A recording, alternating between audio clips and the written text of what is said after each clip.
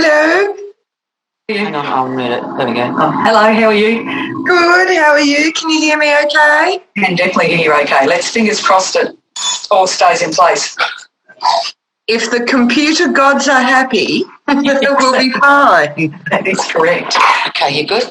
I'm good. So hang on, I've just got to move before So the camera is there? Yep. And you've all set up. So I'll mute is just move this and you mute it. Oh, yeah, and, cool. Yeah, and if you don't want them to see you, then you press stop video. Okay, thanks. No worries. My IT person, my personal IT person. You are blessed. So don't go far. On speed dial. That is the thing I regret most about leaving government. I no longer have a help desk. My whole usage of computers, my entire professional life has been supported by a help desk. Oh, I definitely need, sorry. Oh, sorry, I was just going to say, if you want to turn it down, you can with that button. Okay. Yeah, that's you. Thanks, Annie. You ought to hear me at home. Oh, my God, I hate doing anything at home on the computer. It's crazy. That's when I rely on nieces and nephews. An adolescent help desk. I'm going to ring her. How do I do this? She's a friend as well, so that works good. So you've been well through the lockdown? I have indeed. As I work from home, sometimes I don't feel the difference. Yeah, okay. Yeah. Which is a little bit weird. And like the other day I thought, I need milk. And I'm just pulling up to the deli and I went, I didn't bring my mask. Oh, okay. Totally forgot. So now I have a mask in the car. But, yeah, it was just like any other day. And I went, that's right, because I saw someone walking along the footpath.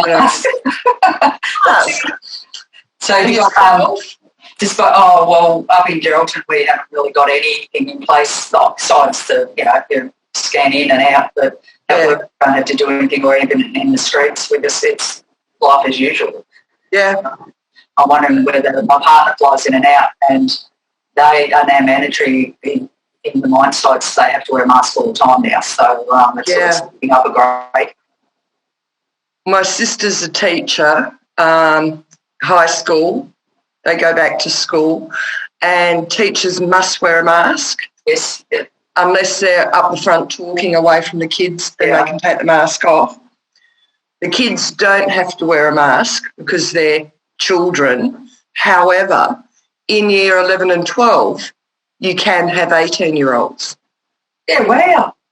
So each teacher has to look at their class and work out who's what age if they're upper school. Oh, my God. Which is so weird.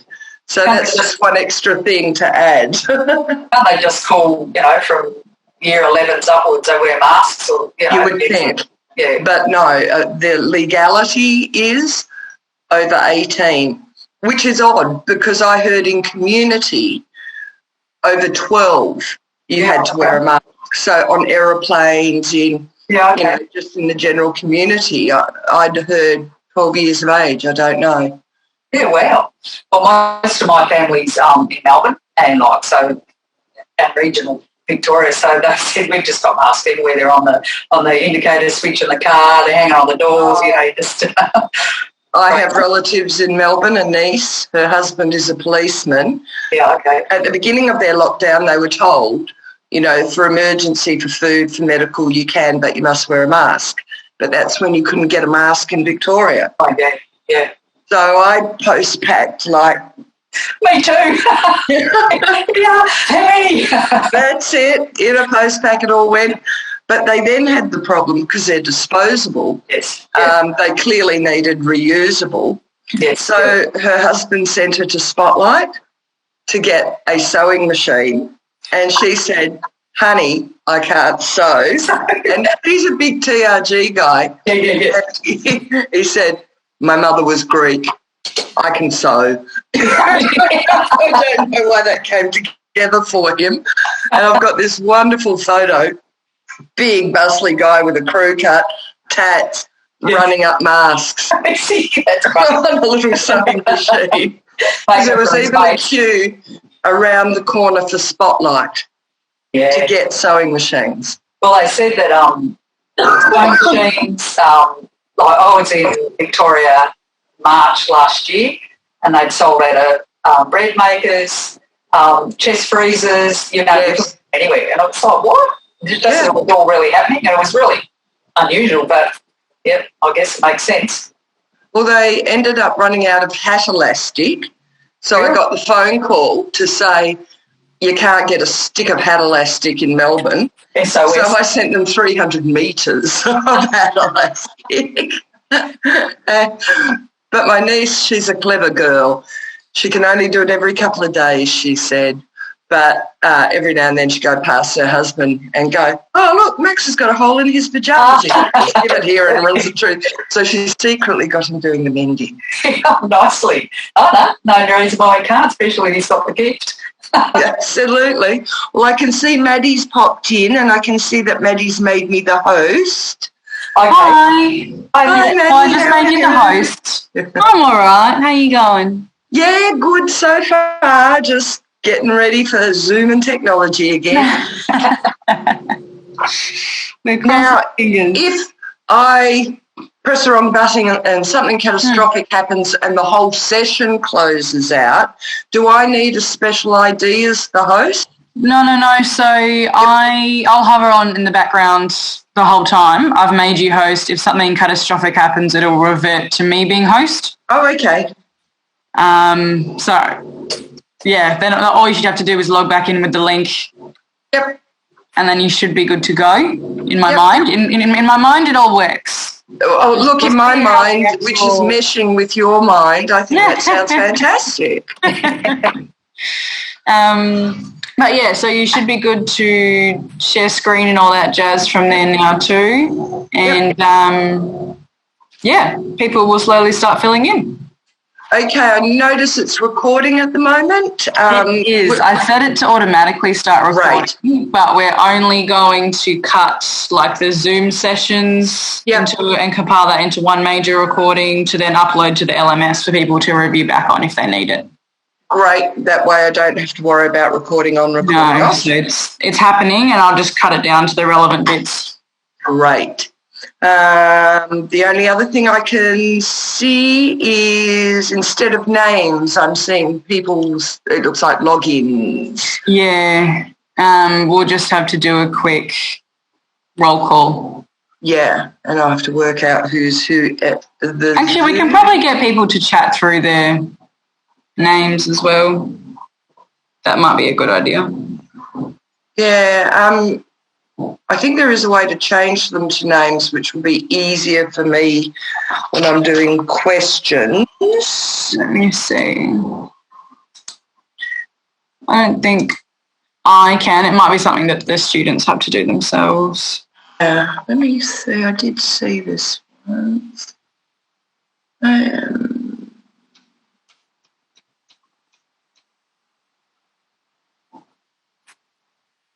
Yeah, if you put your cursor over name and right-click, you can rename yourself. Oh, yourself. Yeah. Okay. Rename. Yes, I can rename myself, but I can't rename. Yeah, I'll get everyone to rename themselves. Yeah. And then I will pull up the proper attendance sheets and I can sign them off as we go. Yep. Cool, and I'll use my attendance sheet for record of questions. Who does what, where, why, and when. Sounds good. Well, I just do a quick tick every time I ask a question or have a contact just so I can make sure that I'm spreading myself evenly. Nice. And I might try and get ladies who have joined, in the bottom left-hand of your image, you can see your name. If you put your cursor over it, it forms a hand. Then do right-click and you can pick rename and just put your first name in there. Thank you, Carol. Well done. Oh, sorry, Linda, can you mention? Okay, can you see where you've got URL 1? Yeah. Put your cursor over it, right-click, and you'll see rename. Oh, yeah, Danny. Yep. And what just what the first names? Yes, first name would be perfect. I can see Jade is with us, but no camera. Jade's gone incognito. Mm-hmm. I'm just setting it up and then No problems. I've got the top half of Marina's head. Woo! Oh, everyone's coming in. Beautiful. I'm just going to turn off my camera while I go grab my coffee. No problem. Coffee first. Ooh, make it a strong one. Yeah. I've got mine here. I suggest you do. Yep, Marina's got hers.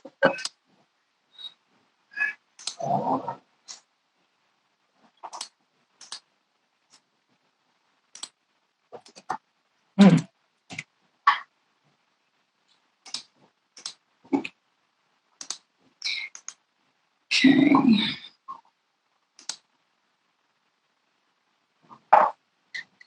All right, can you hear me? Yep, Ah, perfect. exactly. Well done, Marina. So are you working from home or at work, Marina? Now we're at work up today and tomorrow I'll stay home for this. Just a bit easier. Ah, Carola's here too.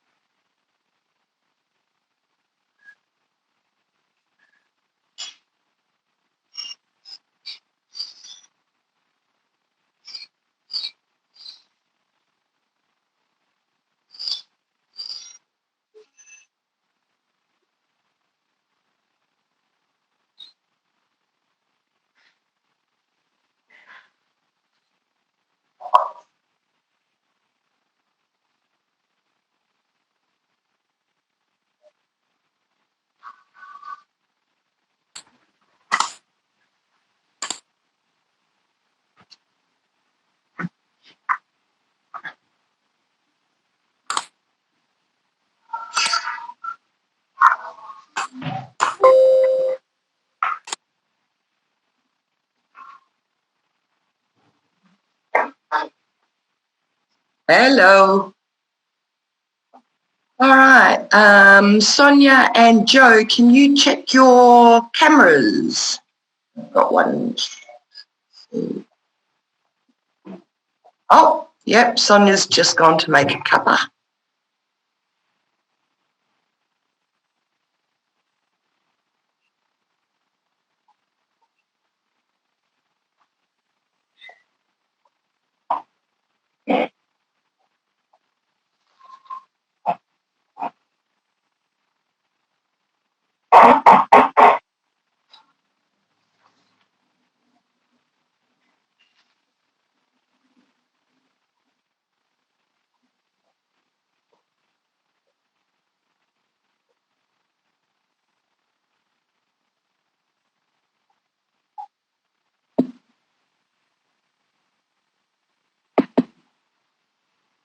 Good morning.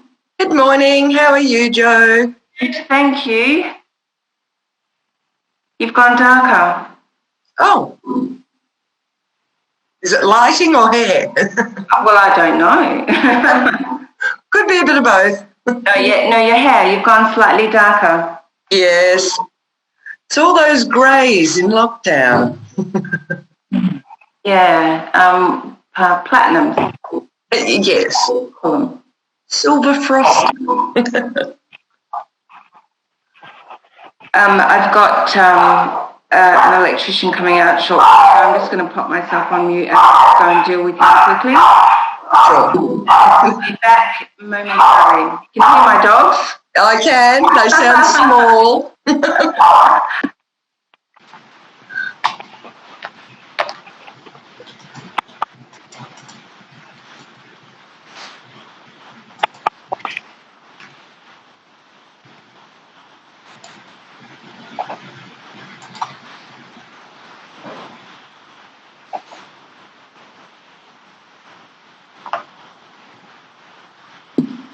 Just someone walking past. Good guard dogs they are. What are they? 2 little Shih Tzu Maltesers. Oh, they've got volume and energy. How have you been? Yeah, good. And yourselves? Yeah, good. Last week was very trying working from home. Yes. Because in the first round I was in the office. So, yeah, it was quite trying. Yeah, and it's hard when it happens suddenly over a weekend. So it's not like you could have taken certain stuff home with you before the weekend. And prepared, yeah. But the fur babies loved it. They loved me being home. Of course they do, but the problem is my sister, after lockdown for a while, she's got a cat and a dog. The dog's very old, got a bit of Alzheimer's, so it really doesn't notice.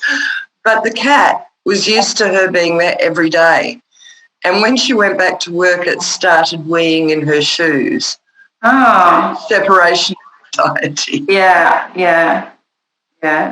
Which was a problem she just never had before lockdown. Her cat. We can thank lockdown for a lot of things. Very much so.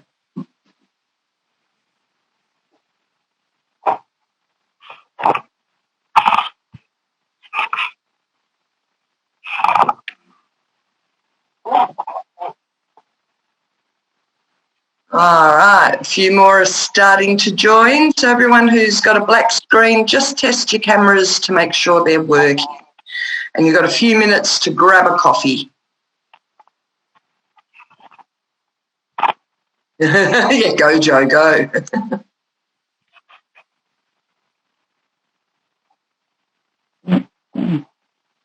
Jason, you look like you're working from home on the lounge suite.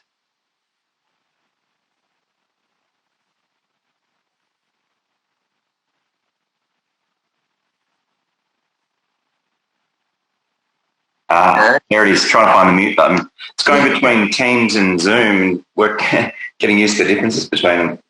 But yeah, we just figured we'd come in, do it from home rather than going to the office and wear a mask, you know? Yeah. So who are you with again? Mental Health Commission. Mental Health Commission, yeah.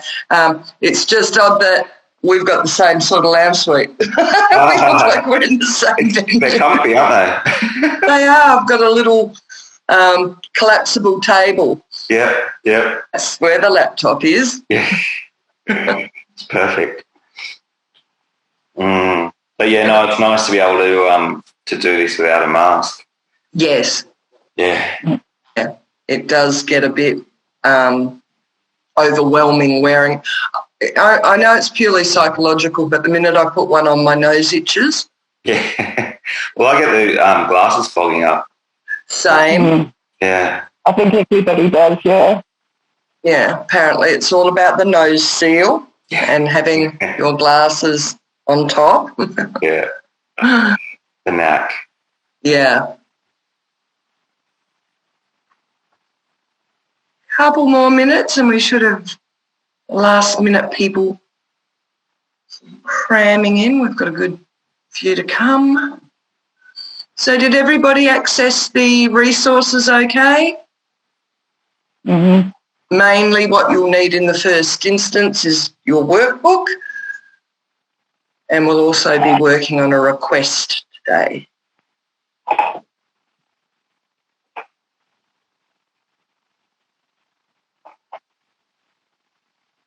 A few more just jumping in.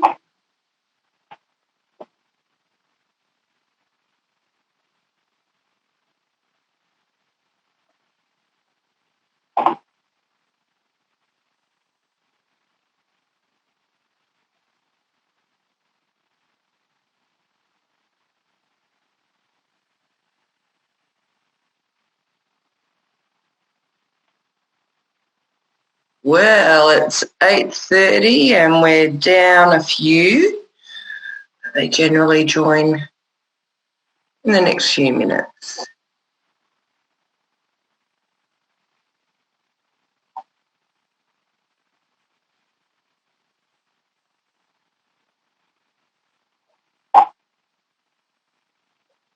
Melanie. Hi, Melanie.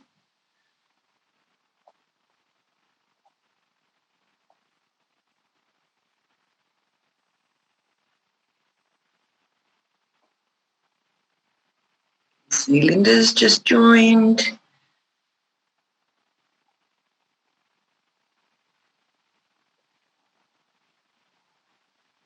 Edith's arrived.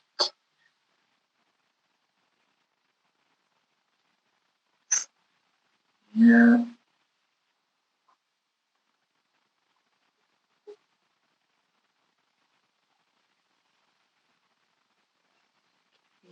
Yeah.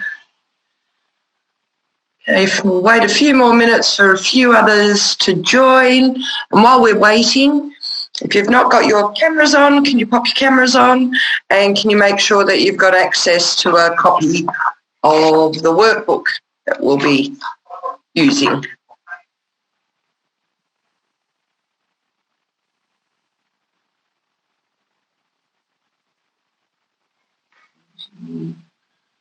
Waiting on about another 5 or so people.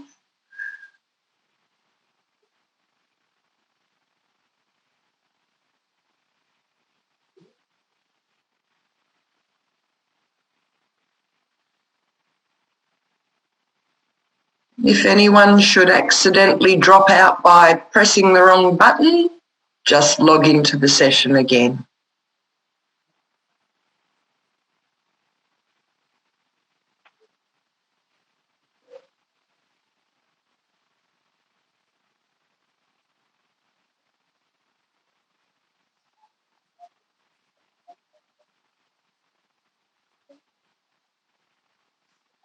More coming in.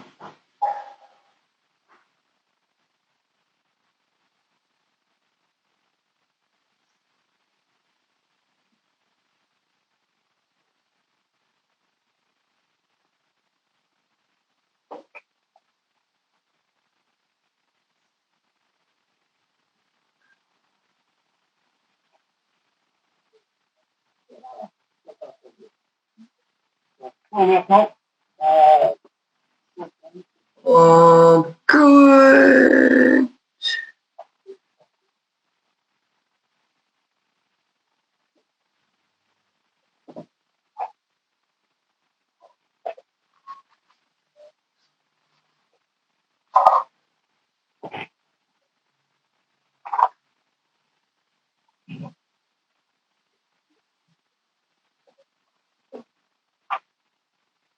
All right, we're nearly there.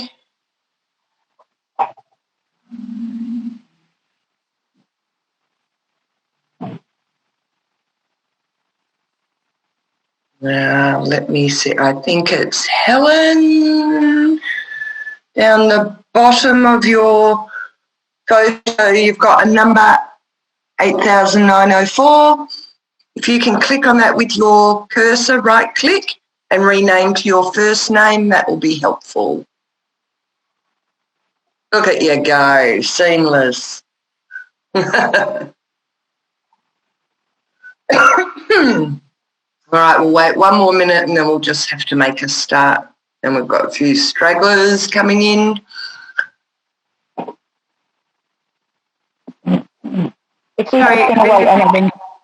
Sorry, what was that, Joe? Could you just repeat that? Yeah, we're going to make a start in a minute. We've just got a few more stragglers. We're waiting for about 5 people. It's now 8:35, so it's time to make a start. And greetings. Thanks for joining via Zoom. And I'm sure that some of you are at work, some of you are working from home, so we've got a bit of a mix, but that's all good. John and Mark, can you activate your cameras? I'm having some technical issues at the moment. It won't turn on, sorry. Okay, Mark, keep battling with the techno beasts and see how you go. John, what about you? John may have gone to get a coffee. All right. Well, for today's session, you're going to need your workbook, and that's what we'll be working through. I'll be going through the slides as we go, pointing out various resources available to you on the LMS, and also at the beginning of the session, we'll go through and identify what the actual assessment requirements are, because we've got a bit of a mix here. A bit of Zoom housekeeping. Always try and keep your camera on because it helps from an interactive perspective.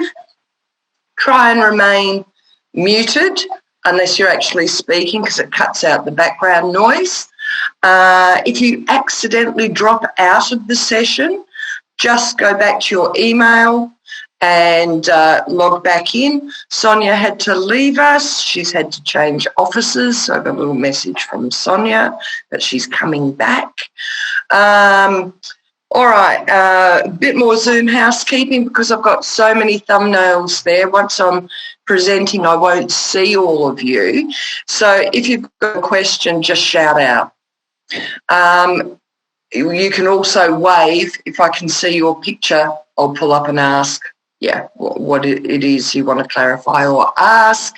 I'll be putting you into breakout rooms.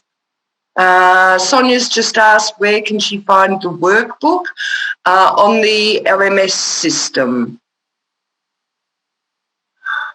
Poor John, he can hear and see us, but his camera and mic is not working. John, I'm not sure if you're at work or at home, but if you're at work, can you give IT a shout? Because, yeah, you'll get a lot more from the session if you can actually sort of participate. Alrighty. So, yeah, if you accidentally bump off Zoom, just log in again and you'll rejoin us. I'll be putting you into breakout rooms during the day to do various activities. And we had a request, could the community services people be together? And that worked for them well. So can I just check who is community services? Okay, I've got John, the other John. Bear with me while I just tick you all off. Oh, sorry, it was Jason. That was my mistake. Who else was community services? I had April. Yep. And who else was? Linda was. Yep. Anybody else? I've only got 3. So I've got April, Linda and Jason as community services. Was there anybody else? I got Linda. Okay, you'll be a small group. All righty. Got a couple of chats. Let me just see who's...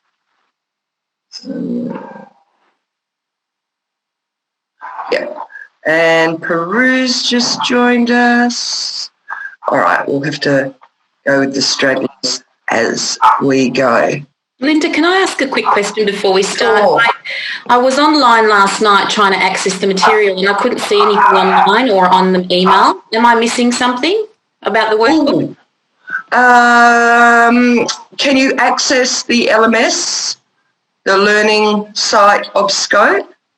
Yes, that's where I was last night trying to find Module 3. And Module 3 was actually missing. I don't know if anyone else had that. Mine's missing too. Okay.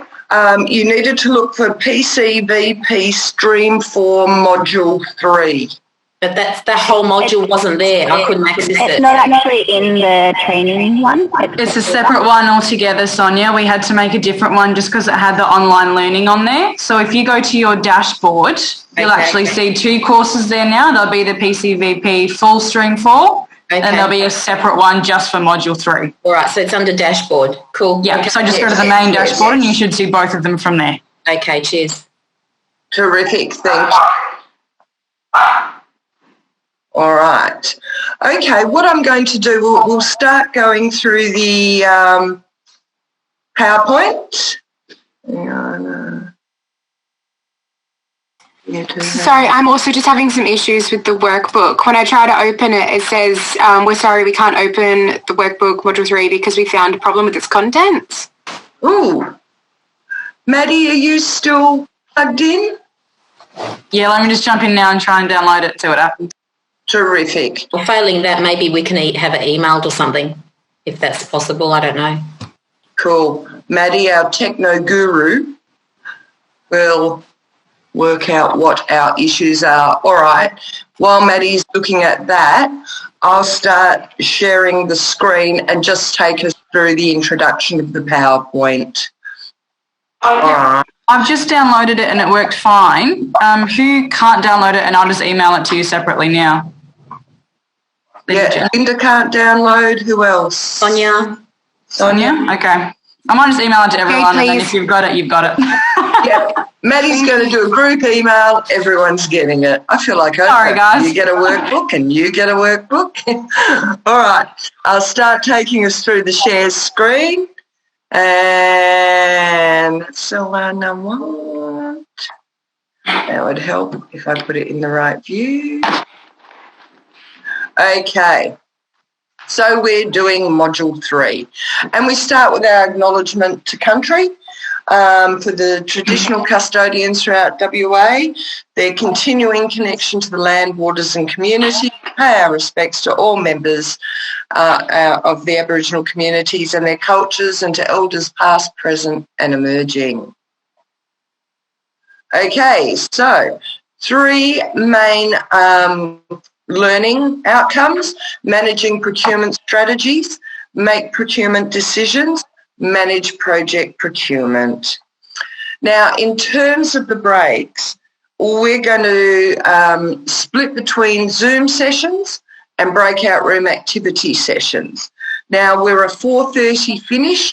We'll stop for morning tea at 10:30 and we incorporate your breaks during the day.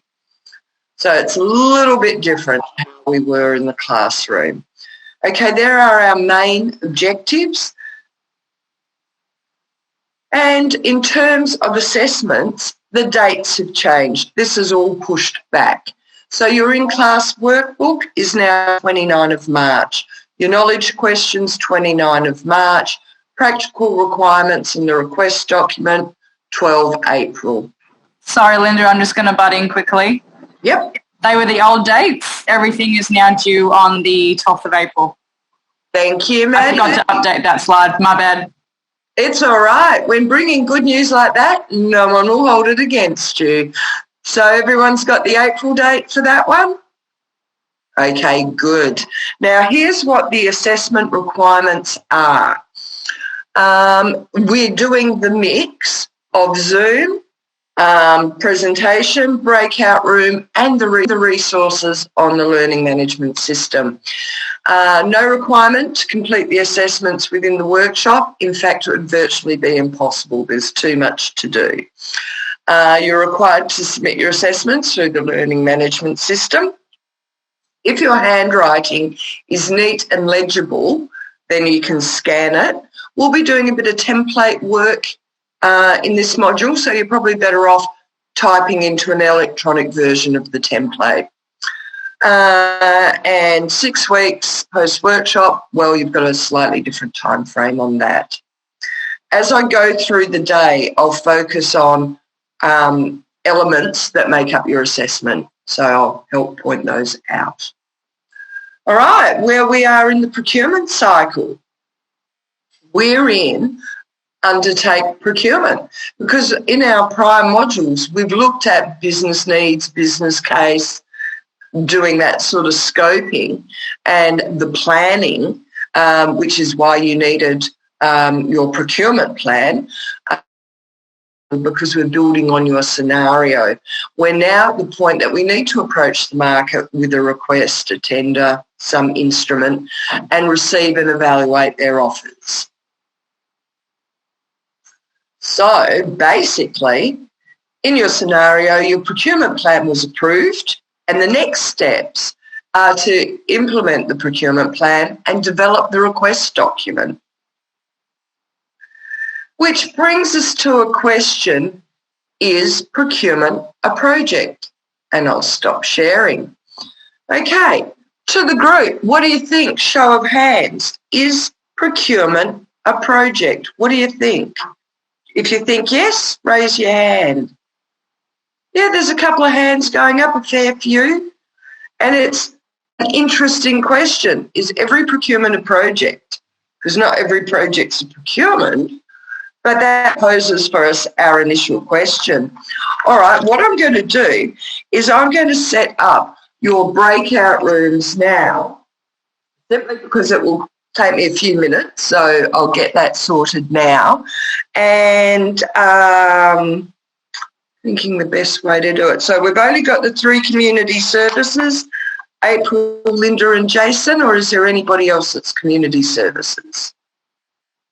All good. All right. Oh, we had some works people too, didn't we? Do the works people want to be together? Okay, so works was, just bear with me for a moment. Stevie was works, Mel was, and Pauline and Peru.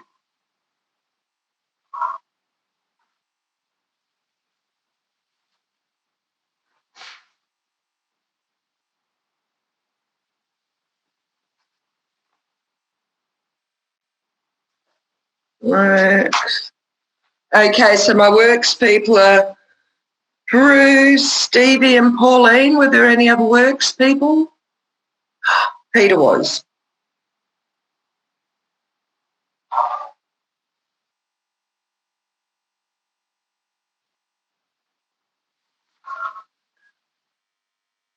Okay. All right, start considering, is procurement a project while I set these out? All righty, looks like all of us made our way back okay. Excellent. All right, that's how our breakout rooms use, and we're going to be using those regularly through the day, and I'll keep you in your same rooms. All right, good discussion, good spotting of key considerations. Is a procurement a project? And the resounding answer from across the groups was sometimes. All right, and let's see. John, what sort of things came up for you in discussion? Of course, John's got a problem with his mic. Let's see if he can type it out for us. A little bit hard. All right, let's see. Have I got Amanda? I saw Amanda today. No, we have no Amanda. Okay, Mark. Let's see if I got Mark. Yeah. Oh, John's come in. It is a project, as a planning, an end, a goal, a result. Yes. And what did you think about that, Mark? I thought it was, sorry, what was the question? Is a procurement a project? Yeah. I thought that it was kind of yes and no, because a lot of procurements can also just be operational and not necessarily be a part of a project. Yes. And that introduced the concept of business as usual, that business as usual is not always a project. What did you think, Katie? Oh, you're still muted, Katie.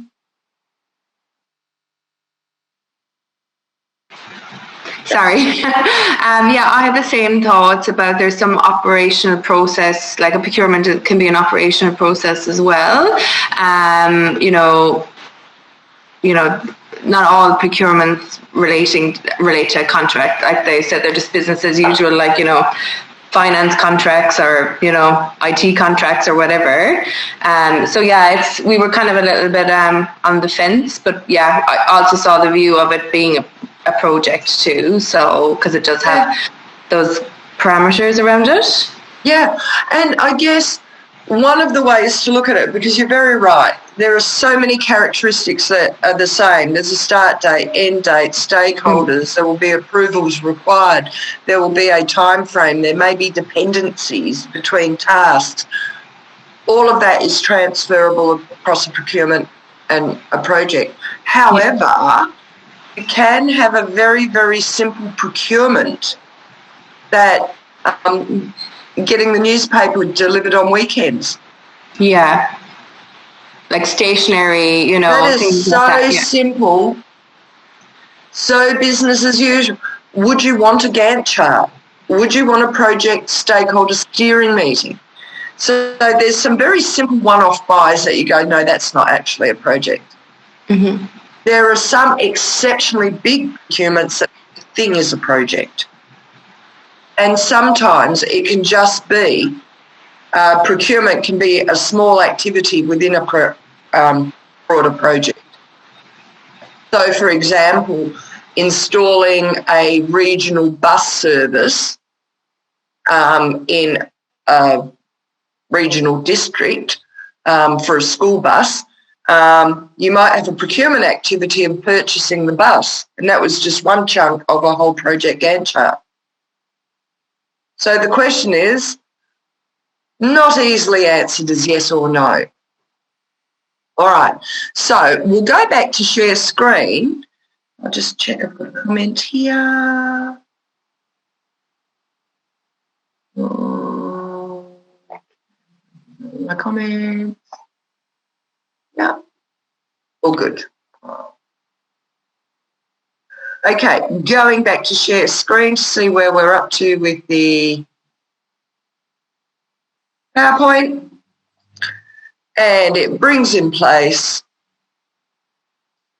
a lot of the things that you talked about. Projects tend to be a temporary endeavour, and you guys did raise the business as usual scenario. A project is a process, task interrelations, etc. And we do note that the deliverable can live on after project completion, because a lot of you said setting it up is actually a project, and when it's running, it's business as usual. That can also be true. So projects versus operations, and we often see this in procurement, that the front part, the front buying end, is very intensive in activity, then it goes through to delivery. Excuse me. In terms of levels of effort, we see that, the concept, the planning, the delivery, more action happens in the delivery stage. Just like we have project phases, we have phases in procurement. And just like projects and procurements, you have constraints, time, cost. Has anybody ever had an experience with the procurement that the process undertaken was severely impacted by people yelling hurry and short time frames? Oh, everybody's nodding. Yeah. These affect projects in the same way. So in some ways you've got the same constraints. All right, I'll stop the share. So basically we can see a lot of commonality, but it's not always the case that a procurement is a project. Yet there's very, very many similarities between them. Has anybody ever done a procurement when they've worked alongside a project management office? Yeah. Joe, was it a big or small procurement? What was it? Large. Yeah. Sonia, was it, sorry, I'll wait till you take a sip. Was it a big project or a little project that was done in conjunction? There were more programs of works. Yes.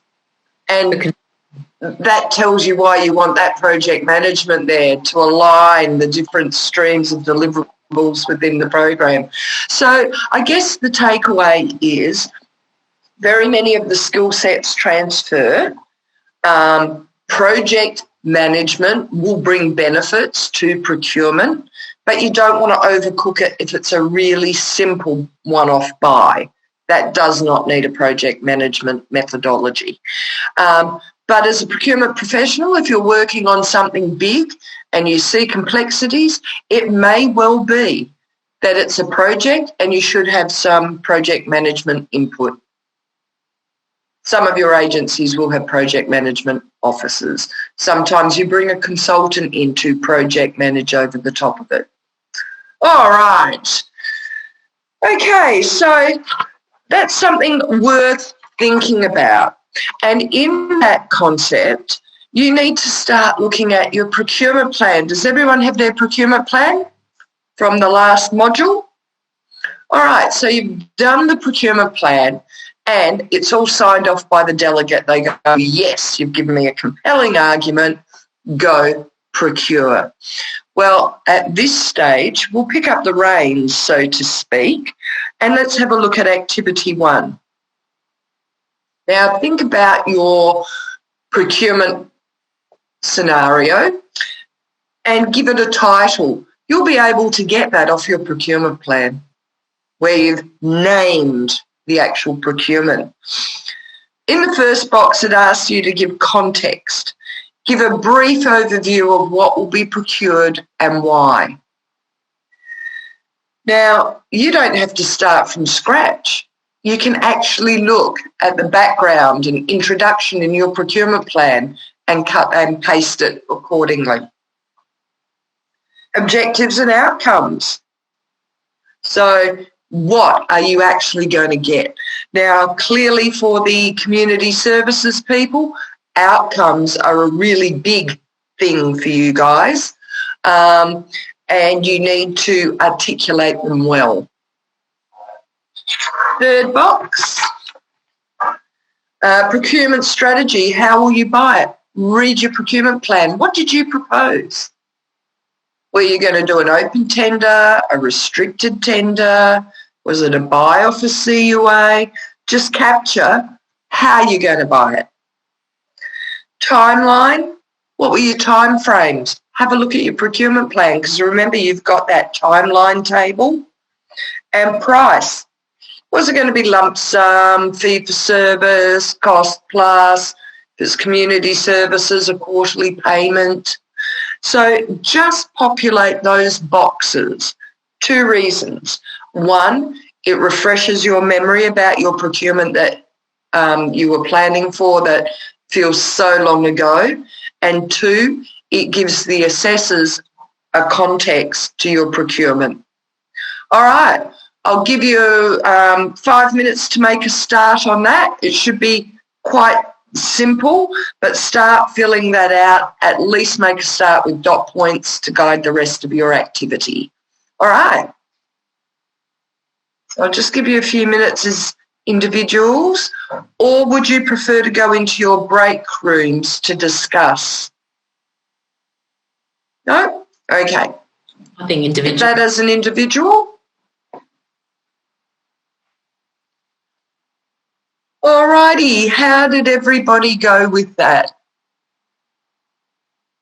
You able to refresh your memory about what you had in your procurement plan? And remember, for the purpose of this exercise, assume that your procurement does have a degree of difficulty, high value and cost. So your scenario should be a little bit more robust than going to buy pencils or something like that. Did anybody have any problems with just filling that out? No, good, because you were the author of the procurement plan. All right, that takes us straight into activity 2, consultation. So you may have been the procurement officer that wrote the original procurement plan, or it may be that it's just been handed to you and you're asked to procure this as per the approved procurement plan. Either way, you need to refresh your memory about what the key requirements were. You did that in activity 1. Then for activity 2, consultation.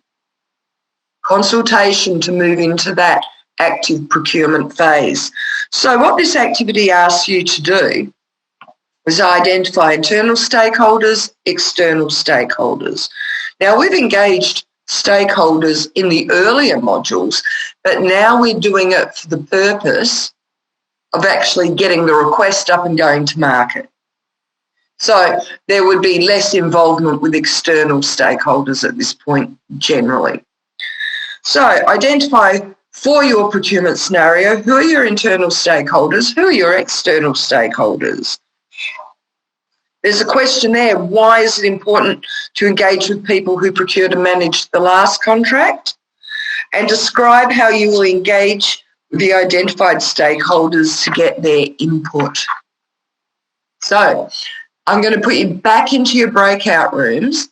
I understand that you have different stakeholders for different procurements, but just touch base and compare stakeholders. Because some of you will go, oh, crikey, yeah, that would be a stakeholder for me too. Yeah. So it'll be a good prompt and a good comparison, and then go through questions 2 and 3. Now, I'll pop you back in your break rooms. We'll do this in a quick 5-minute exercise, so I won't come in and bother you. I'll just bring you back in 5 minutes' time. Okay, so this one's pretty short, sharp and punchy. Shouldn't be too hard.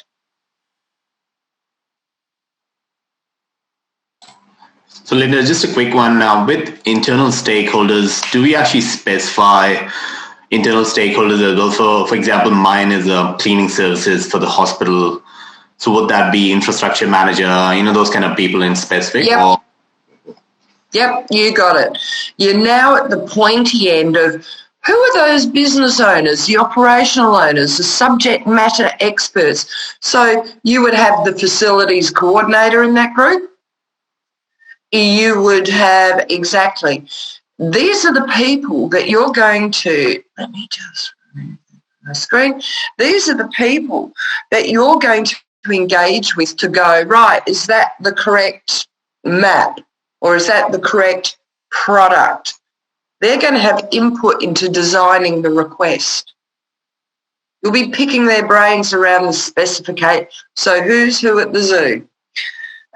One of the things at this phase, I guess, in government with MOG, did anyone ever have the experience of, the initial stakeholders when you actually got to the procurement part, half of them took a redundancy? There's a few nods. Sometimes it's about who is this person now? Yeah, who is the replacement? So you've got to check that your stakeholders are also up to date. Someone you identified some time ago may not still be in that same role, etc.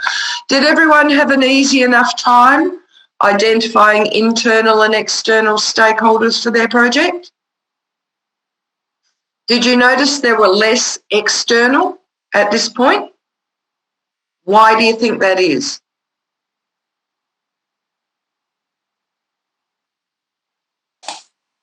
Well, obviously you shouldn't be involving vendors up front to give them an advantage.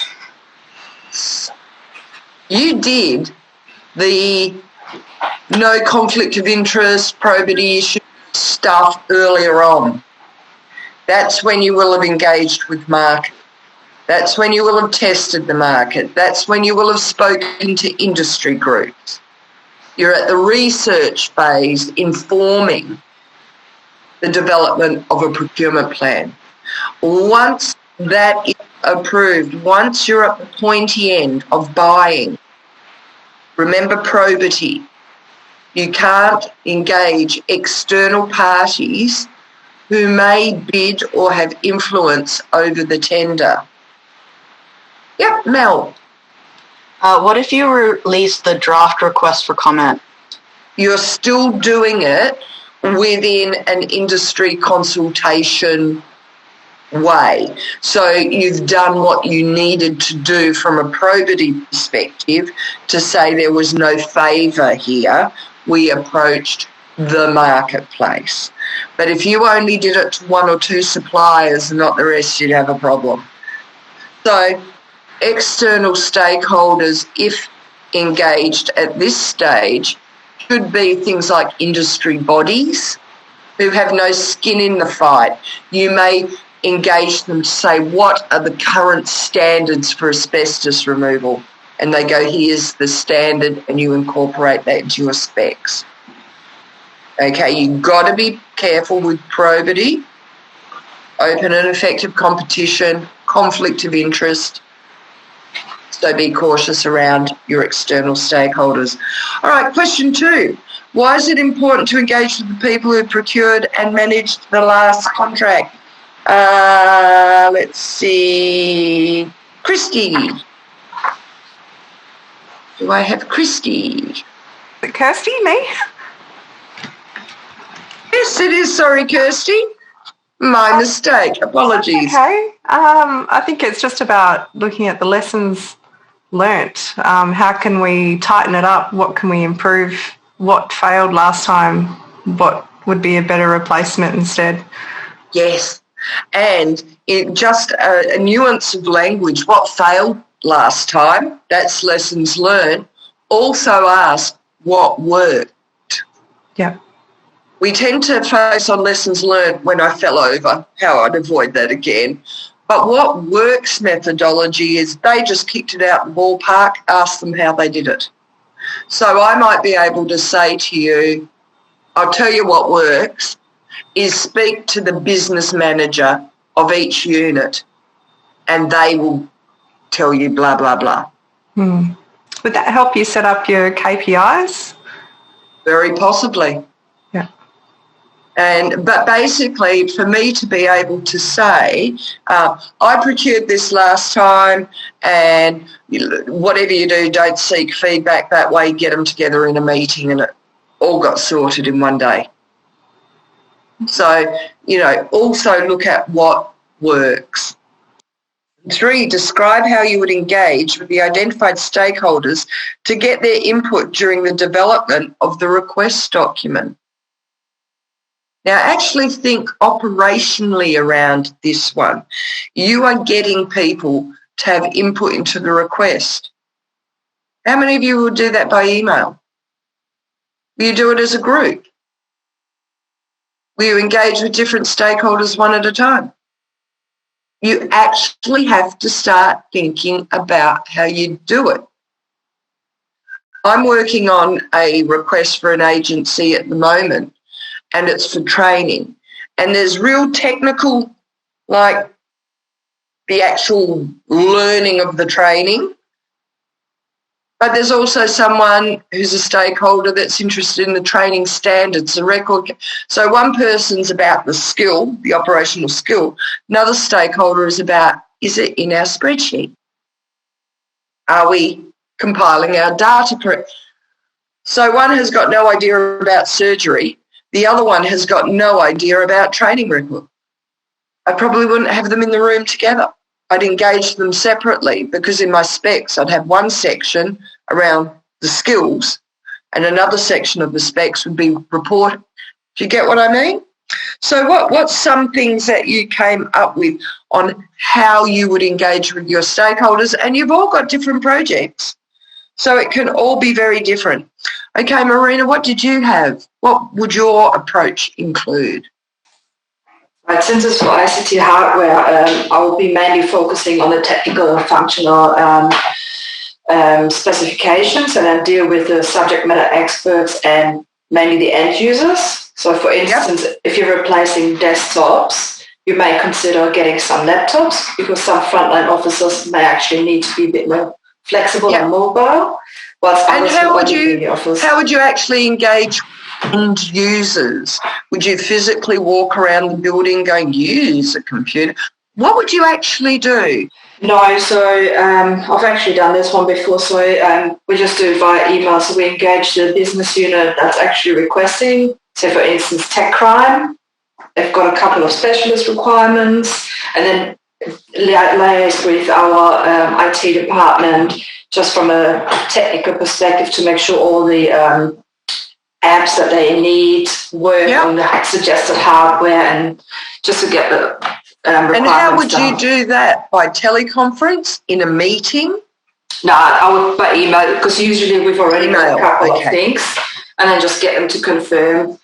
Yes. Because this is really, we need it down to the nitty-gritty. Yes. One number, like just the size of the RAM or something. If they have to access videos, for instance, if we get that wrong, so I need to actually have them confirm. Yes. End user, please, from your functional, what do you actually want out of this? Yep. I want to be mobile, and I want to use app X, Y, Z, and I want to do assessing of footage, video footage. And how would you actually get that from end users? Would you actually give them a questionnaire? It usually already comes in this way. The way we work, it also comes in as a request, procurement request from the business unit. Hey, we need this because of that. Yes. And then from that, we'll take it and work with. Yes. Usually send that information via email to the IT department, and then work with them. Because also with computers, they need to be certified for use with our standard environment. Yeah. So just making sure if it's a new model that's done up front. Yep. So that we can actually use the devices that we're buying. Always a good thing as an outcome. Has anybody else utilised email as a method of engagement with some of your stakeholders? Who's got an example? Deirdre, are you nodding? Yep. I'm nodding, because we've got because I'm doing a security concierge service, we have 3 NGOs, and their requirements around security entry into our building is different to MHC's requirement. So it would be a matter of me emailing them, asking them what they expect their visitors to receive and their training participants to receive. And then if I had to go back and negotiate around some of those issues, then I would meet with them individually to say, well, yes, we can, no, we can't. Terrific. Why would you do negotiation face-to-face? Because it's easier to do it. They're better to get a feel of what they're actually asking for. The initial concept, if it comes in easy, that's fine by email. But if we start to have some issues around conflict about what they expect and what I think I should be able to supply to them, we need to be doing it face-to-face, and I'll need to bring in other people if I have to talk about what... because we pay for it all, MHC pays for it all, they don't contribute to the concierge service. So I may have to bring in somebody a bit higher up the ladder than me to say, hey, well, no, we can't do what you want. This is the bottom line. Yeah. I just got a quick message from Anna. Oh, Anna, I can see you. Anna's still working the technology, but I can see you, Anna. Thank you, Deirdre. Anybody else selecting a meeting to engage with your stakeholders, and why? I think from our end, it's really important to have a face-to-face meeting, because the engagement is just not there on emails, and I would say procurement is just not the most popular thing on their list, I would say. So it's really important to have a one-on-one meeting, get the feel of what they're actually after. And even though a lot of times request document in terms of what their scope and requirements should be coming from them, but in our area, I have to actually draft a lot of things for them, initiate the discussion, and I have to actually just do baby steps for them. Otherwise, just no engagement whatsoever. Perfect. And I mean, Jay's talking about managing a risk, a disengaged stakeholder, and active engagement is about a meeting, buy-in, all that sort of stuff. So if you've got risk around that, then really think about how you're going to manage that stakeholder. So, for example, getting someone to sign off on specs, doing that by email. You have a record, you've got their approval, beautiful. But how often do people just go, oh, I had a week to do that, no changes required, send. So if you want a higher level of active engagement, a meeting is the way to go. And you can get an immediate response if you're doing a face-to-face meeting, as well as getting a feel or a read from the stakeholders, Absolutely. And if you're doing it really right, you see your stakeholders in that room, if you've got them as a group, start to engage with each other. Yeah. And that is very, very effective. Other things to consider, if I send out an email to 10 people for comment, I need to give them about a week. It will come back in dribbles. It's a nightmare. I can get those same 10 people in a room and in 2 hours come out with an agreed outcome and everyone's on the same page. But you try and get 10 important people in a room at once. So these are the things that you need to consider when you start working out how you're going to progress this procurement, because you got the procurement officer hat on.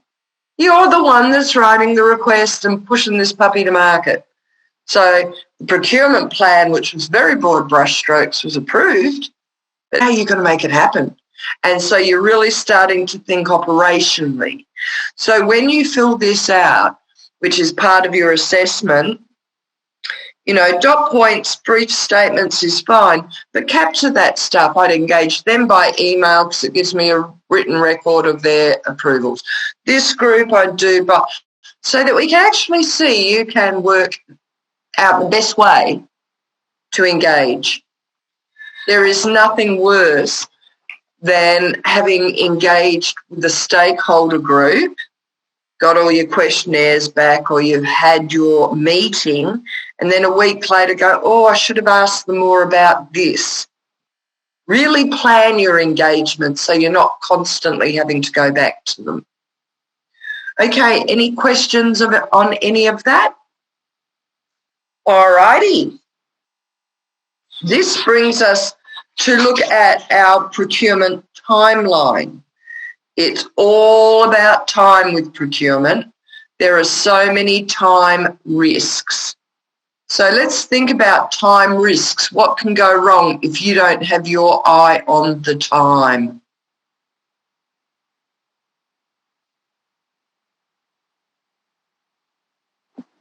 Your costs go out. Go on. Finances. Say again, Joe. Finances. What impact around the finances? Going over budget. If it takes longer, it can cost more. Peter's come up with a great one. He said critical path. For those of us who have Gantt charted ourselves to an inch of our life, critical paths with dependencies, you may snooker yourself if you're not keeping an eye on time. Classically, late award and the old contract's expired and you have a service interruption. What's another time-based risk? I think it was an example I used with you last time.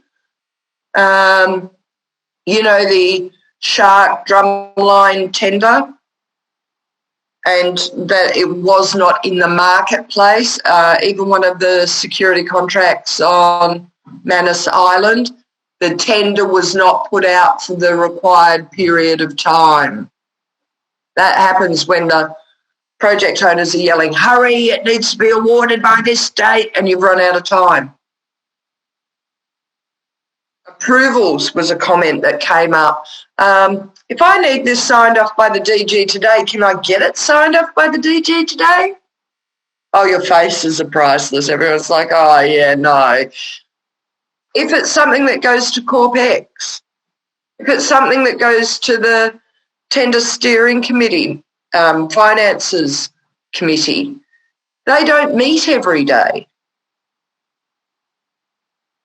So it's all right to go and we'll get the evaluation report approved and then we'll award and you've given yourself 3 days. Well, there's actually a fortnight till the State Tender Review Committee meets. Another date-driven risk. What do I mean by offer validity period? Mel, you're waiting. The offer validity period is advertised in the tender, and it is the period in which bids from respondents will be valid for. So usually it's 12 months, and if you haven't awarded a contract after that 12 months from the closing date, then the offers could be invalid if you don't send out letters asking to extend it. Yes. Now, the key takeaway for this is read your request, because Mel said it's generally 12 months, not all contracts. A lot of them are 3 months. The bigger the contract is, and if it's like construction, it's often longer because there's more to evaluate. But the bottom line is, if your evaluation process drags on, you may actually not have a valid offer to assess an award.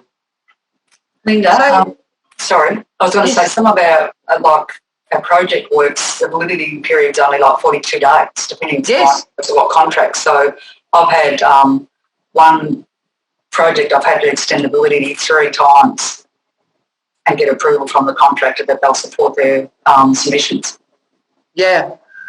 Peter's brought up a point, and I'll just have to grab that again. And from memory, Peter, you were construction. Peter said, isn't there a 90-day period which allows the tenderer also to change the price? When you look at construction and some manufacturing, the price of materials, chemicals, whatever, goes up and down. So they talk about their price will hold firm for this amount of time. And if you can't decide in that amount of time, then they may, dependent on what's written in the request, be able to refresh their pricing. Can be extended by agreement if delays arise. When in doubt, make it longer, 6 months instead of 3 months. Exactly. And know that the respondents put in a little bit of fat there in case there are price fluctuations. But the bottom line is the thinking of whether you need that needs to happen now, because you're about to design the request.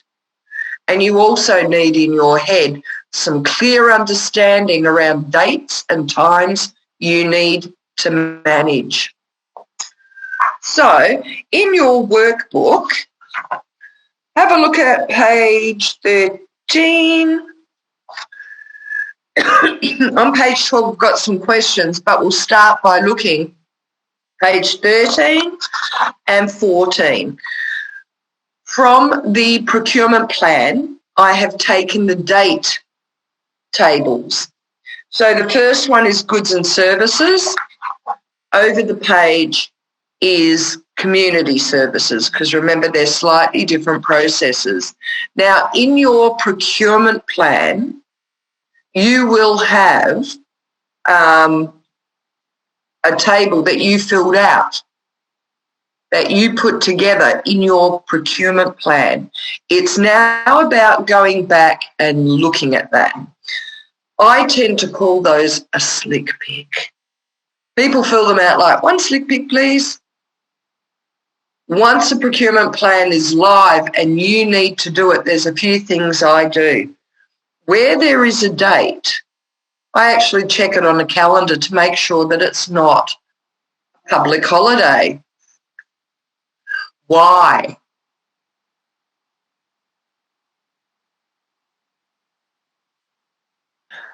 Well, no one's going to be available on a public holiday.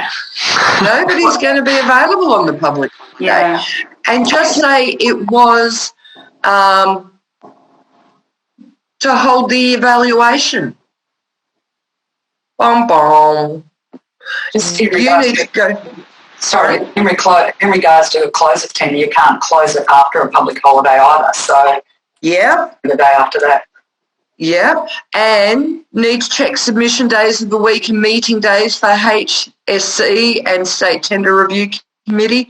HSC, what's HSC? Isn't That's that a health specific services? one. Yeah. Yeah. Yeah, I think so they're on that's a Thursday nowadays. Yep, because also you need to look at what your agency requires. There are some agencies that over a certain value, it must go to Corp Exec before the delegate signs off on it.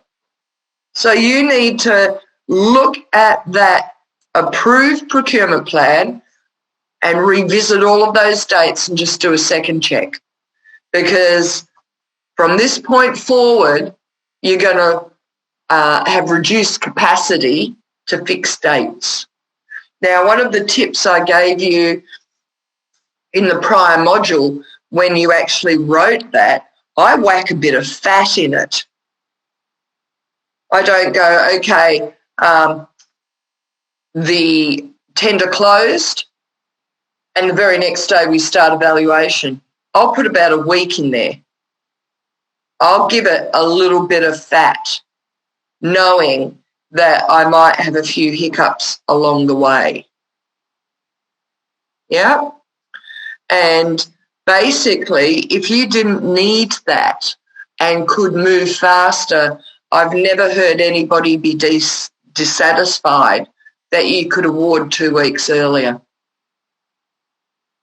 Doesn't mean they have to start commencing immediately, but so you just put a little bit of extra time in. So don't ever have sign off internally and the very next day, State Tender Review Committee.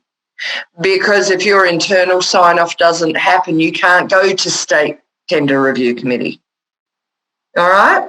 So very much check the dates.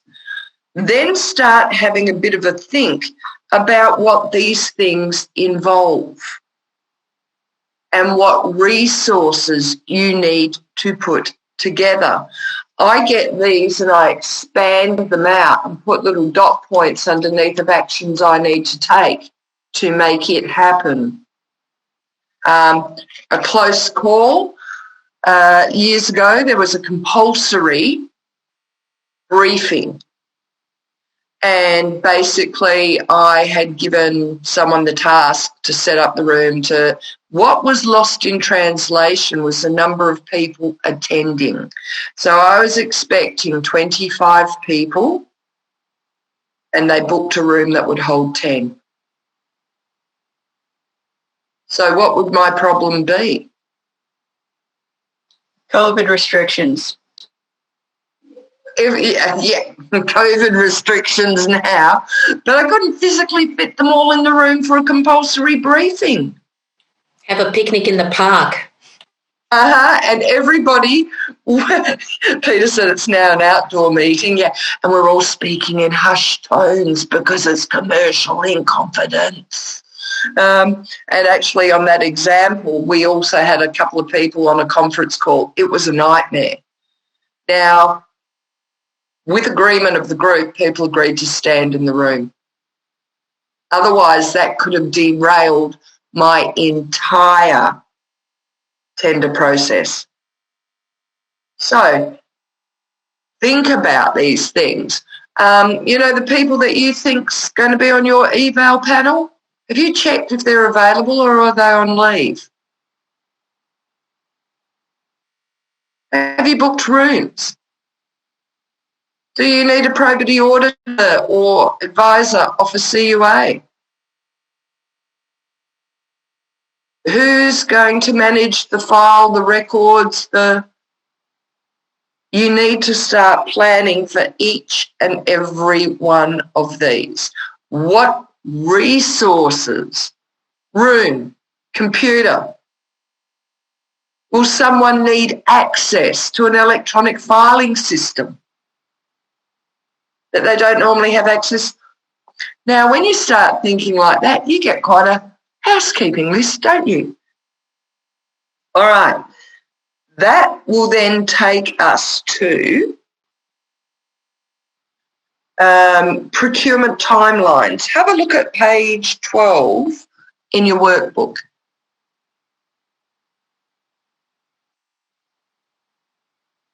Now remember, everybody has got a different timeline in their procurement plan, whatever they've written. But there's 3 key questions here. What sort of activities will you need to undertake, coordinate to complete the stages identified in the timeline? So have a look at some of those things and start working out. You might need a meeting here. You might need an email there. What do you need? What resources? Has anybody ever put a temp on to assist a procurement process? Anybody ever got a consultant to project manage a procurement process? Yeah. I've had someone seconded to my area for 3 months to supply PA type support to what resources do you need? Have a look at your budget. Have you got budget for it? Because I might need to do another risk assessment and I get to decide, do I run it or do I get someone off a CUA if I have budget? You need to think about those sorts of things. And refer to activity 2 when you identified input required from the stakeholders. How will you schedule/manage timeliness of the input? So that's also asking you to think about how you will communicate with others. So, anybody got any thoughts or queries? Do we normally get, Mel? When we're describing the human resources involved, do we describe like by FTE, say, I'll have to do this full time, I can't do anything else, or like how do we describe it? Well, you can just say I've been removed from current duties for the next 3 months to do this. You might say we had an additional 0.5 FTE or 0.5 position for 2 months to provide the support.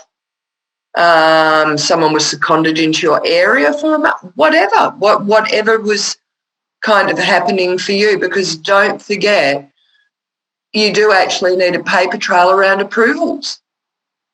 If you're going to second one of my employees for 2 months for your procurement, you better have had the chat with me beforehand. So there's some of that sort of stuff.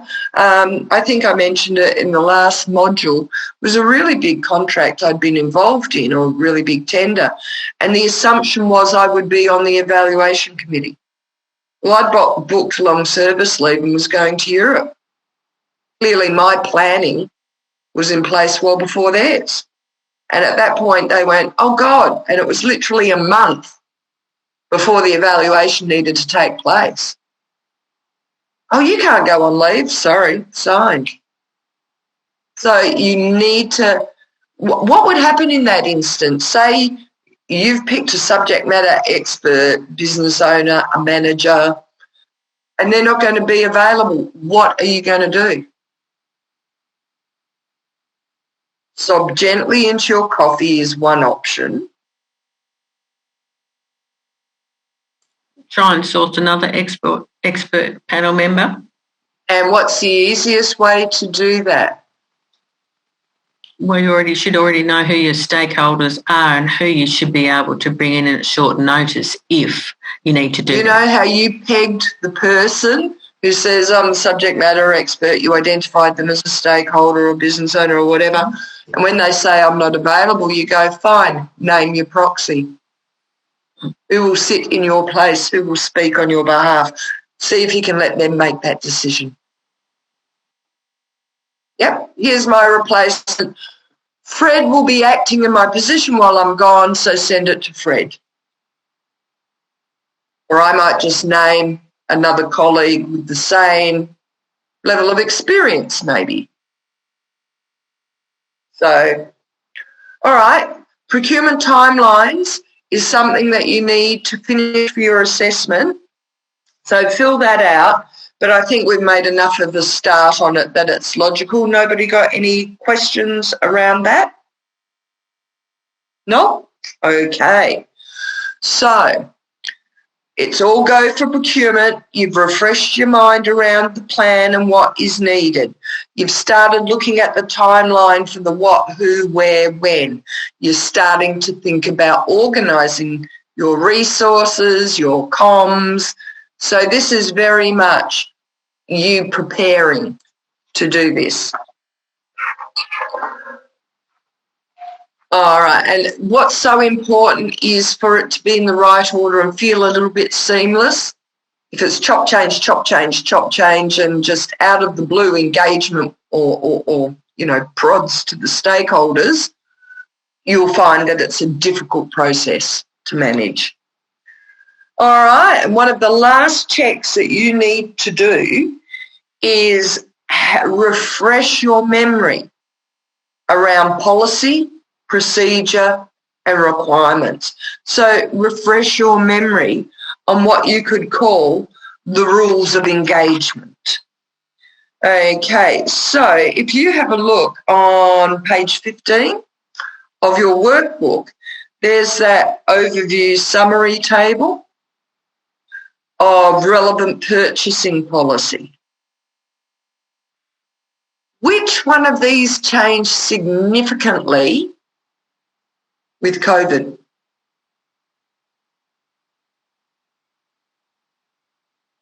Which of your procurement policies was amended because of COVID? So open and effective competition. Perfect, thank you, Jason. Open it, because remember the benchmarks, the cost benchmarks have moved. So they've made it easier to engage during COVID, simplified, made it simpler. Yeah? So you need to be aware of, have any policies changed? When do these changes carry through to? So you would go through and read these and just make sure, yes, and also buy local, Carol has said. So just refresh what the current requirements are for you to get this request up. Just like in the coming year with the new Procurement Act, which I believe is now going to come in June, but I just wait for updates. I do know some agencies are actually rushing to get their request out prior to June, thinking that once the new Procurement Act comes in, they will say anything that was already out to market plays by the old rule. You just don't want to be 2 weeks away and new legislation comes in. So make sure that you are nimble-footed around this. All right. So make sure you're up to date with the relevant purchase. All right. We're just going to take you to share screen.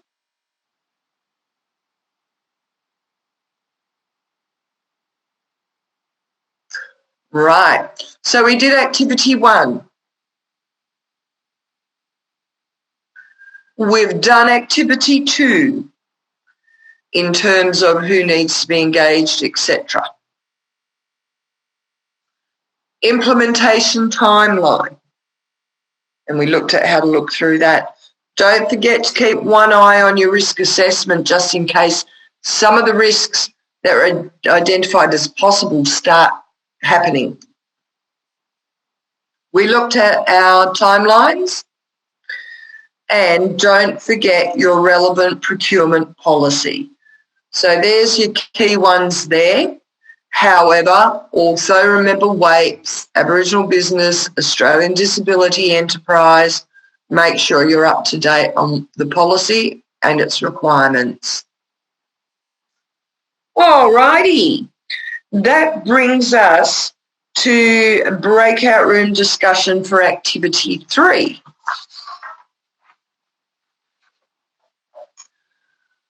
So referring to the State Supply Commission policies on the prior page to go through and answer the following questions. Now, we will spend some time in your breakout room to do that. You may have time just to do key dot points, or you may have time to, as a group, really work through all of these. Yeah? This is almost a revision exercise because we've dealt with these before.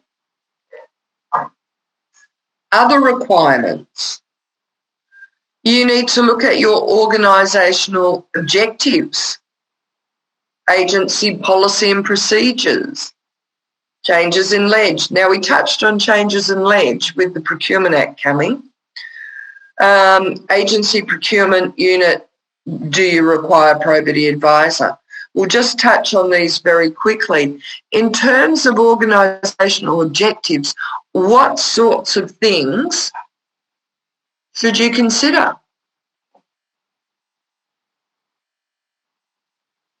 Mel?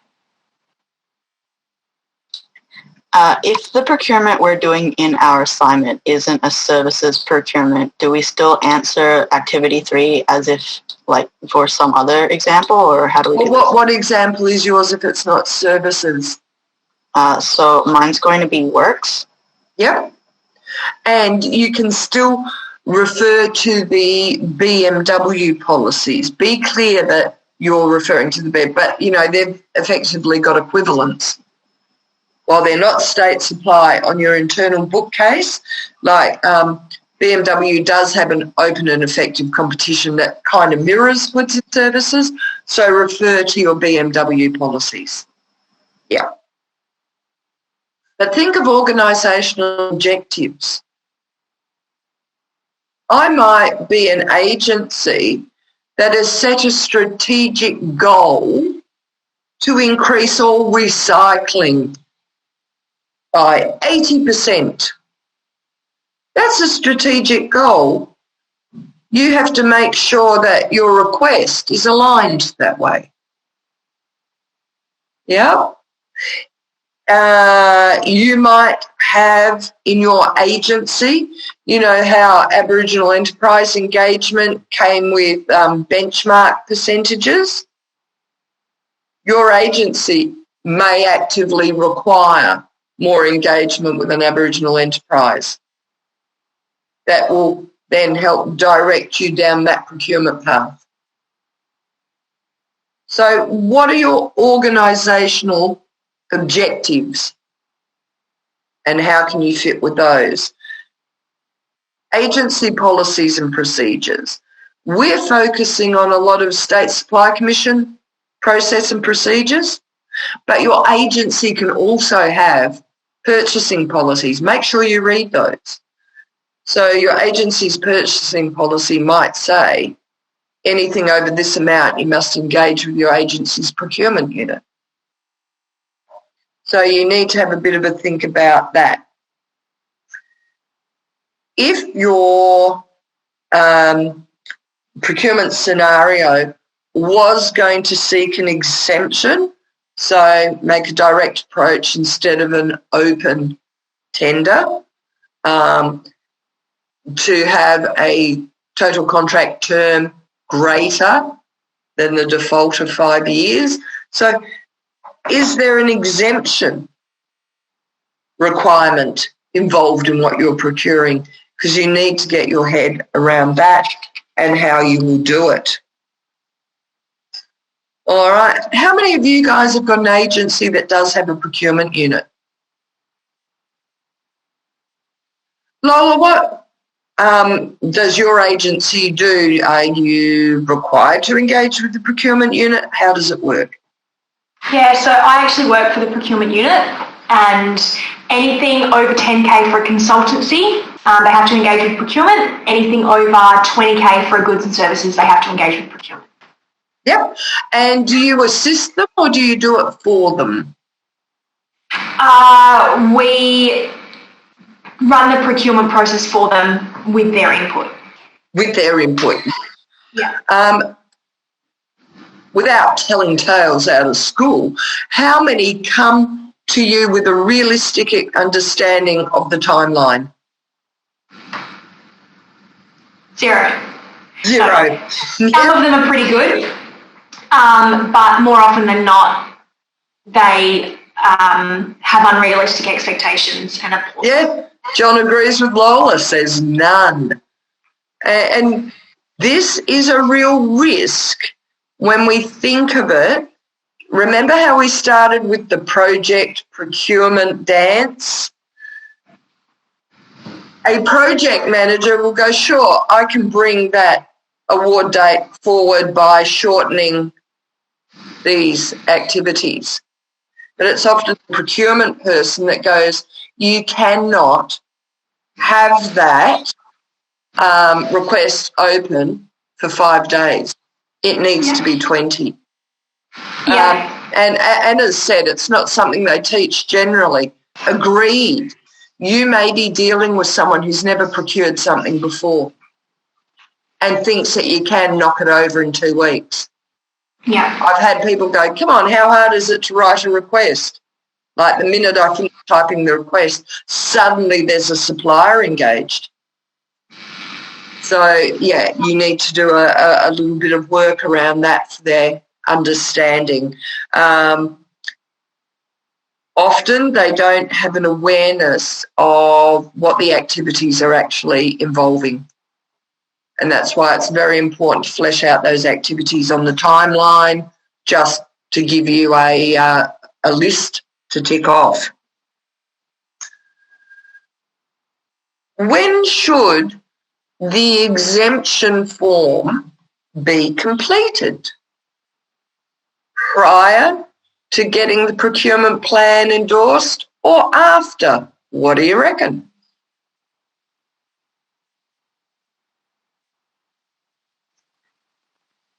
After. Carol said prior. Some people said, I can make a case either way. So, in some instances, I might not want to apply for an exemption and do all that paperwork until my procurement plan is endorsed. Why? They may not go ahead. May not go ahead. If my procurement, John said need procurement initiation doc approved first. Not all agencies have those. Some do, some do not. And even then, I might sign the form that says I might want to see the procurement plan first and approve that and then approve the form.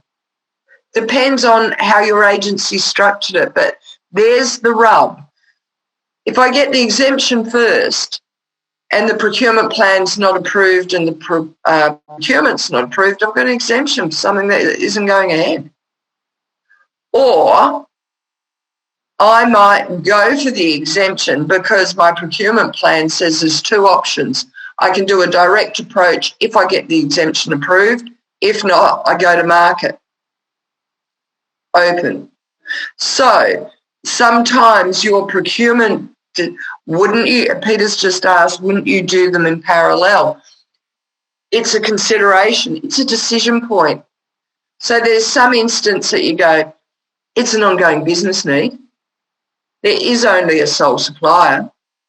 No way will this get knocked back. I'll do my exemption at the same time. It depends. And it's different for every procurement. But the important thing is you need to check if you are going with a procurement strategy that says sole, direct approach, make sure that the exemption has been put together and approved. Yep, just reading through the comments, all good. So, yeah, it's just a checkpoint. There are instances that it is done up front and there's some instances that it's done once it's approved, that approach. All right. And don't forget the time requirement that goes into getting an exemption. How many of you guys have sought an exemption? There's a few hands and, stressed faces. For the exemption, how long did it take you? So who had an exemption? I think if there's a genuine explanation there, it doesn't take really that long. That's what I found. That's right.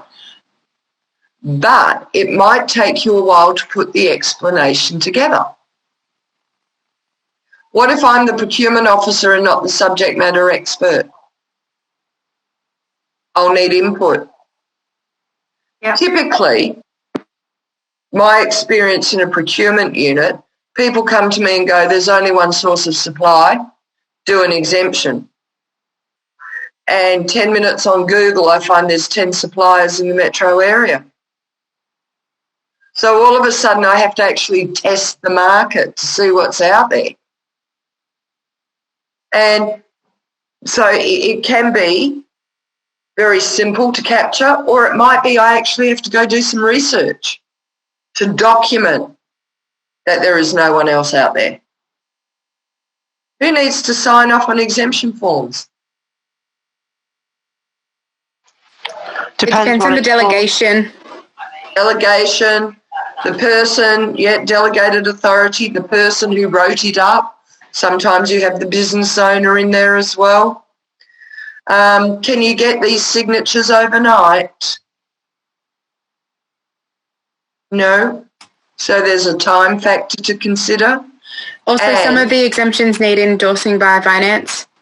Yes, that they go, if they're over a significant enough threshold, finance notes, it supports or does not support. It does not approve or disprove.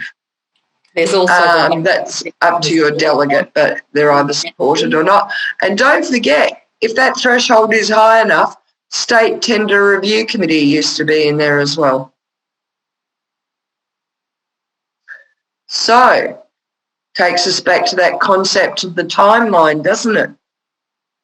That one line that says exemption might actually involve 3 meetings and 2 weeks of work. Or it could be a document that you put together based on updating the old one and you get it signed off that week. Had a comment up about WAPES exemption. Let me just check that. JTSI. What's JTSI? Jobs training. Department of Jobs and Training. Yeah. Okay. Yep. To get a WAPES exemption takes a bit longer as well because I've never done one of those. It's jobs, tourism, science and innovation. Right. So all of it. Do you now get why it is so important to check your timeline out and beef it up as the procurement officer? Because you need to really, it's very date sensitive. There's a lot going on in a compressed time frame. You really need to be across every action that you need to do, who it involves, how long it will take you, do you have the resources? Otherwise it will be a mad scramble. Never feels good. If you have a look at page 18 of the workbook, there's a little bit of information there about exemption forms and what needs to happen. It is worth, and over the page there's a listing of all the contract templates that gives you an idea of what's out there. But it's very important that you have an understanding of the exemption process and the exemption form. So whether or not you're using one in your scenario, now would be a really good place to use to read it and just make sure you're across it, even if it's not in your scenario. All righty. We're just about coming up to our morning tea break, and this is how it works. I will leave you in your breakout rooms. And that allows you to have a morning tea break and also your lunch break. We will get back together as a group at 1. Yeah? So you guys need to, in your breakout rooms, consider what work you're going to do when you're going to have your coffee breaks. You're all going to go for your 10:30 coffee break or you'll fall over. But in your group, negotiate when you come back into your breakout room and what you will work through, and then give yourself a lunch break, ready for us to reconvene at 1. Now, because we're a mix between breakout room, Zoom, LMS, just for clarity, I want to take you through some of the resources that are available. Okay, so you know how we started off with is procurement, a project. If you look at delivering the procurement plan, online learn, the project of procurement, project fundamentals, e-learning is a SCORM. So that's the icon that looks like a box with a latch. If you open that up, there's some really good resources that you can do in your own time that tells you about some of that project methodology.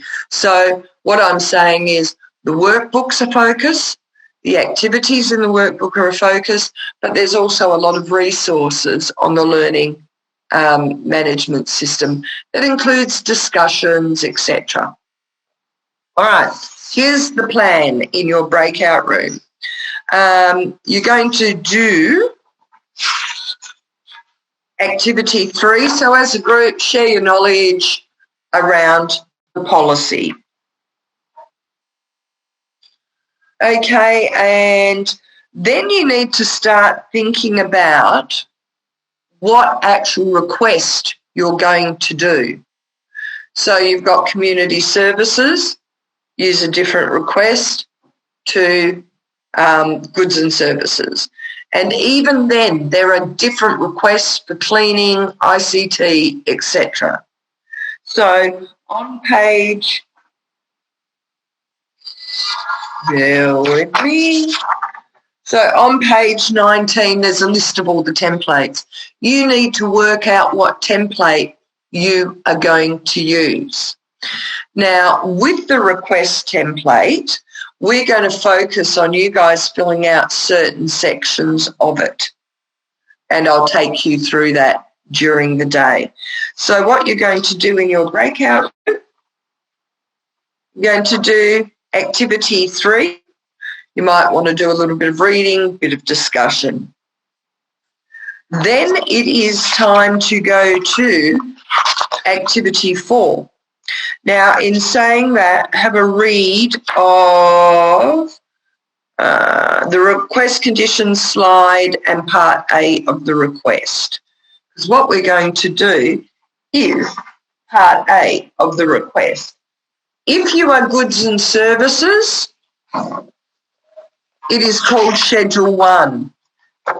If you are community services, it's called Part F. So, Schedule 1 in a goods and services request is that table, and it goes for a couple of pages. If you are community services... Linda, just a quick question. So my procurement is for cleaning services, which I've actually recently done and awarded a contract. Can I use an existing contract that I've just done rather than do my own one? Were you the author of the contract? Yeah. Did you write the request? Pretty much. Yep. Modify it, smack it into shape suitable for your scenario. So, for example, the cleaning contract might have been way bigger. You can dumb it down a bit. Okay, great. Thank you. Yeah, because if it says certain things are happening, we're going to ask you, did you do those? And it might be a bit big for an assignment, if you get what I mean. Okay, thanks. Yep. Belinda. Okay, and something? Sorry? Can I just quickly clarify, is this supposed to tie in with the procurement plan that we've submitted, or is this a brand new one? Yeah. So using the procurement plan you've submitted, based on that plan, you're now doing the request. Okay. So that's why you need to consult the plan. And for community services, it's Part F, equally complex table. Now, while I know you've got different scenarios, you'll be in your breakout rooms to have a go at Schedule 1 or Part F. That is actually Activity 4. So you need to work out the term of the contract. And one of you might go, well, look, we only need the services for 3 years, so ours was 3 years. Others might go 5 years. Others might go 7 years. We got an exemption for a longer contract term. You need to work out the commencement date. Go back to the timeline in your procurement plan. It identified that. So when you're filling out Schedule 1 or Part F, you really should have your procurement plan right next to you, because you were going to populate this table based on what was approved in the procurement plan. Because that procurement plan has been approved, it identifies budget source, approved budget, key things, your risk management plan will influence what insurances you require. So it's a little bit detailed. And when you go through notice of extension, insert period of notice or clause 3.4 of the general conditions. Clearly you need to read clause 3.4 and work out which one you want and why. So you need to start populating this in a way that supports your procurement. Does that make sense? Everyone happy? I believe the request documents you can access via the LMS. So look where you see, Activity 4, and it's within that section. There are documents that might even be in the SCORM if Maddie hasn't put it out separately. Alrighty, so also refer to the SCORMs in session 5, 6 and 7, re the completion of the request. So there's additional resources that if you can't take advantage of in the breakout room today, then do that as reading in your own time. They're good resources for that activity. Okay, I'm going to pop you into breakout rooms. And as I said, Sonia has attached a link for the templates. These are updated templates on the website. Yeah, the LMS can't keep up with changes to the templates. All right, so start with morning tea and a bit of discussion of how you're going to manage time in your group up to 1 o'clock. And then we're going to come through and do a brief talk through of the decision points to fill that out. All right, any questions? If you accidentally bump yourself off Zoom, just go back in again. And at about 1:45, I'll start sticking my head into the breakout rooms just to see how you're going. Okay, no questions? I'll pop you into the breakout rooms. Okay. Open all rooms.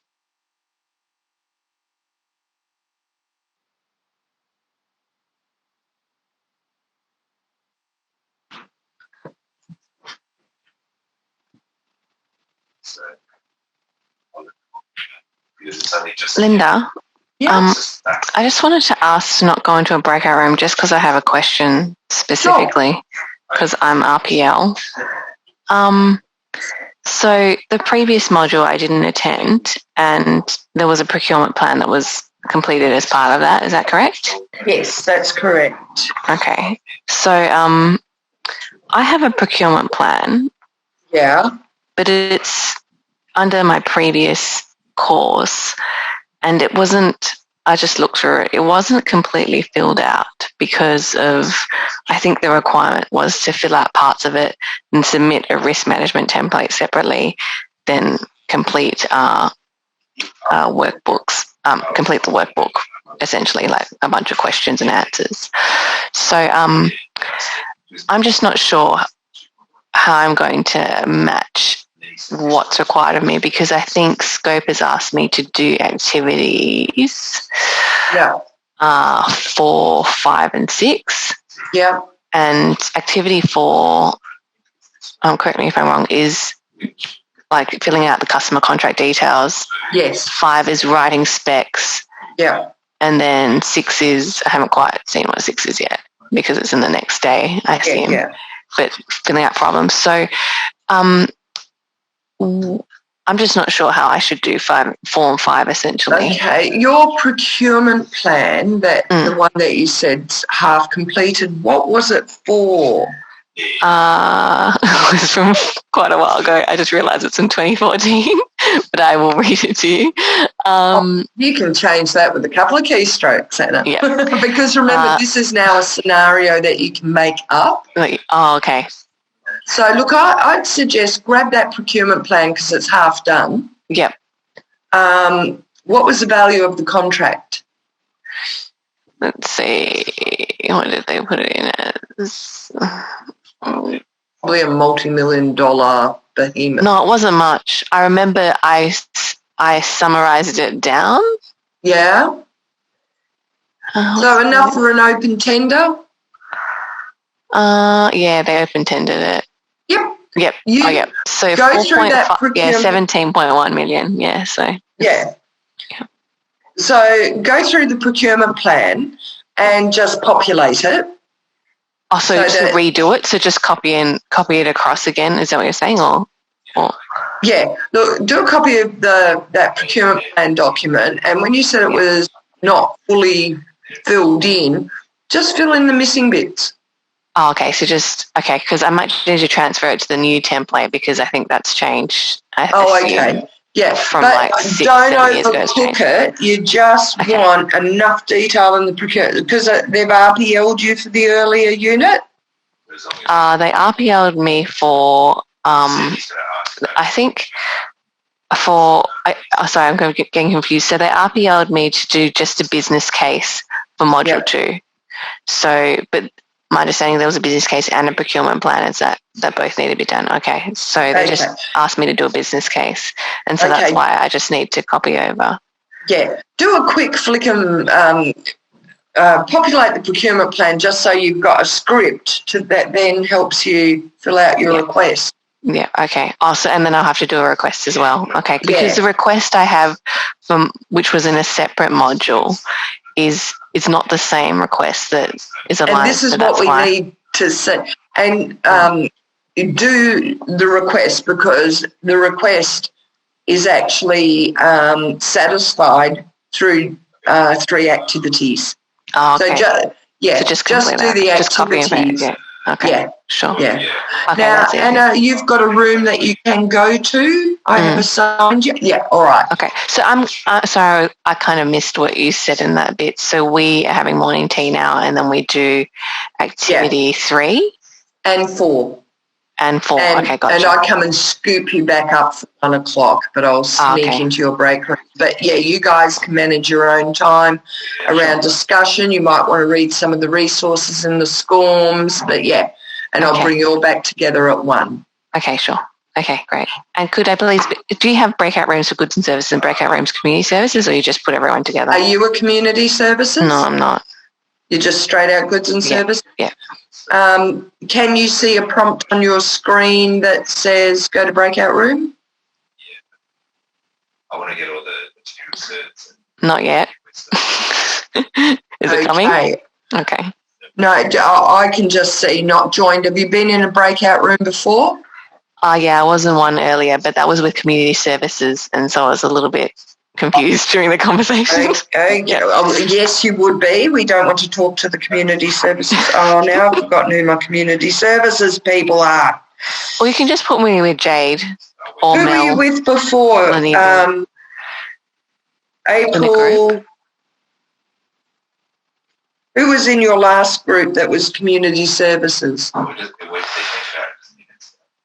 Good question. I don't know their names. How terrible is that? I think it had this guy, and he's got brown hair with like a beard. That was probably John, I would say. Yeah. John, Jason. I think Jason. Jason. All right. Yeah. Okay, so you might have been in with April, Jason, and Linda. Yes, maybe. Sorry. All right, well, I won't put you in room 1. Rooms are getting quite big. I think I will put you in room 5. Okay. Enjoy. Okay, thank you. Linda, my connection dropped out. Can you add me back into room 4? Into room 4, absolutely. Here you go. Okay, I stuck my head into your groups and we had quick discussions. The policy activity, just go through and flesh that out. Remember, don't focus on legislation, state supply, Department of Finance policy, and your agency's policy. Never rely on memory, just in case they've made changes, because there's a lot of change leading up to the Procurement Act. All right, now we started on activity 4, but I'm just going to step back a little bit to put it in more of a, logical order. And I will do that by returning to the shared screen. All right, so going back to the workbook. Okay, so we did activity 3. Other requirements, as we said, check your agency staff, organisational objectives. Do you have an agency procurement unit? If you are picking probity risks, consider getting a probity advisor. Exemptions, read through the exemption form, read through your procurement plan.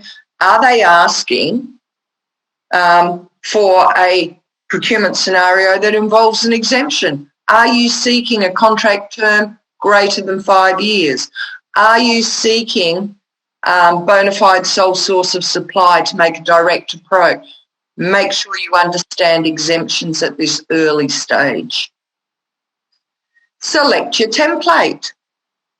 So on page, I think it was 19 of the workbook, there were lots of different templates. There's only one service agreement one for delivering community services. For goods and services, it might be cleaning. It might be ICT. So pick the correct request template and make sure you're aware of what contract conditions apply. Now, the contract conditions are also very important because they contain the process conditions, how the actual tender will be run. So remember, your request conditions will tell you how to deal with late and incomplete offers, how to deal with cancellation, variation, if you are using a preferred respondent for negotiations, your offer validity period. So the request conditions also contain your housekeeping requirements.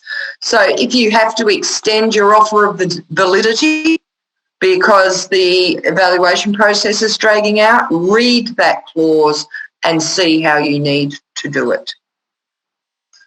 Okay, if we look at the request document itself, we haven't asked you to submit a whole request. You can if you want, or just key sections that mesh with certain activities.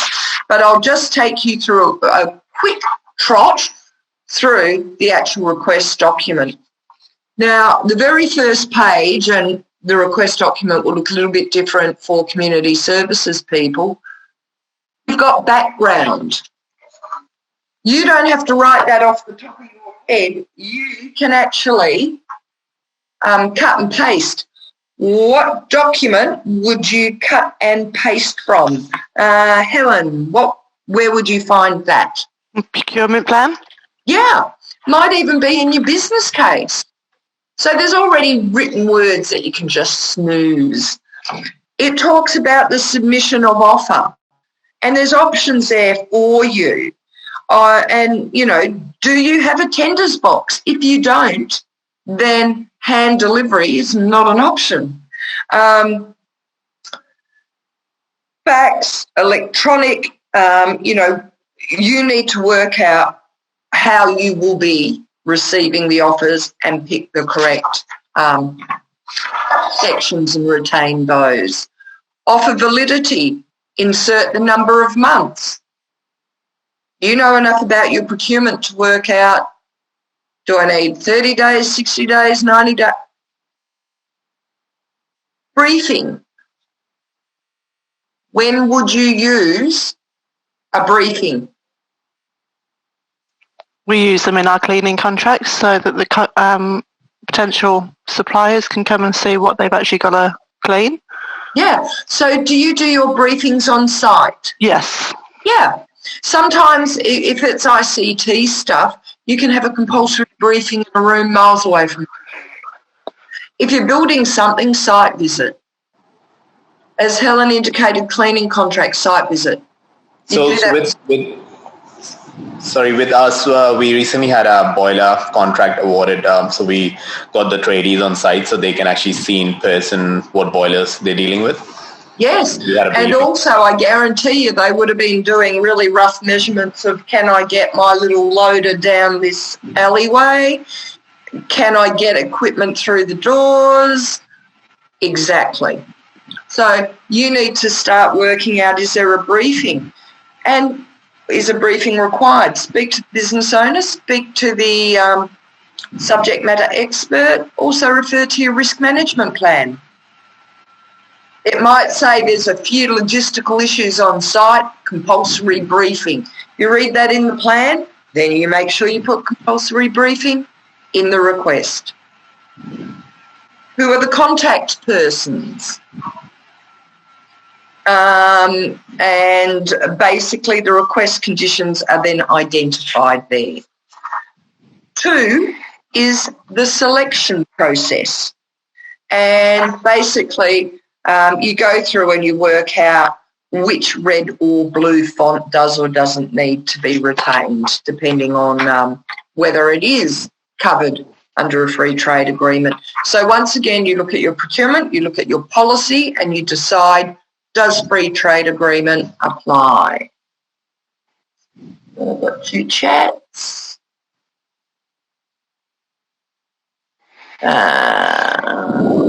Yes. Couple of points brought up about making a briefing mandatory. Be careful, because if anybody misses the briefing, they can't submit an offer. So you do have to be careful. But by the same token, you don't use that lightly. But by the same token, if there is risk, if someone submits an offer when they haven't actually seen the gradient of the site, then you would make it a requirement. But these things are not done lightly. Refer to your procurement plan. All righty. That then took us to activity 4, because you turn the page and there's your schedule 1 or your part F. All right, I am going to stop sharing for a moment so I can see you all and have another go at doing questions down the line. All right. Katie, what did you come up with for the term of your customer contract? What are you going with? Oh, you're muted. I'm going with 3 years plus 2 1-year extension options. Yep. And what made you choose that? So I am purchasing a product as well as the maintenance of that product. So it's got technical specifications. So it's going to, obviously the end users are going to have, different products to use. So just to give them time to obviously use the product and provide feedback and all that. Yeah. All right, did anybody have something different from a 3x2? The majority of contracts I see are 3x2. I have a one-off. Sorry? I only have a one-off. Oh, do tell me, Marina, what's your one-off? It's just for the replacement of IT equipment. Yep. So, yeah, and that only covers a warranty period, not maintenance. So. Yep, it is a supply and install. And that can indeed be a one-off. So you've got to look at what it is, and it's not, the first term is a year. It is commencing on this date to be installed by this installation date. Then you're done, apart from warranty considerations. So, yeah, there's all sorts. Some of the things that came up in discussion, a short first term can lessen our risk. But what were some of the negatives in terms of appealing to the marketplace? What impact would a 1-year first term have? Less interest. Yeah, less interest. John said in health, many clinical device procurements are 8-year or even 10 years. Yeah. For the life of the device. And we do see in some really big contracts, so, management of a wharf or a prison or a toll road. Hospital. Yes, these tend to be longer term because it's more attractive to the marketplace. It lessens our risk of swapping suppliers. So there's a whole range of considerations there. I think in health itself, it's the asset depreciation as well. That's why the term is like 10 years. So that's how we can depreciate an asset, especially in medical equipment.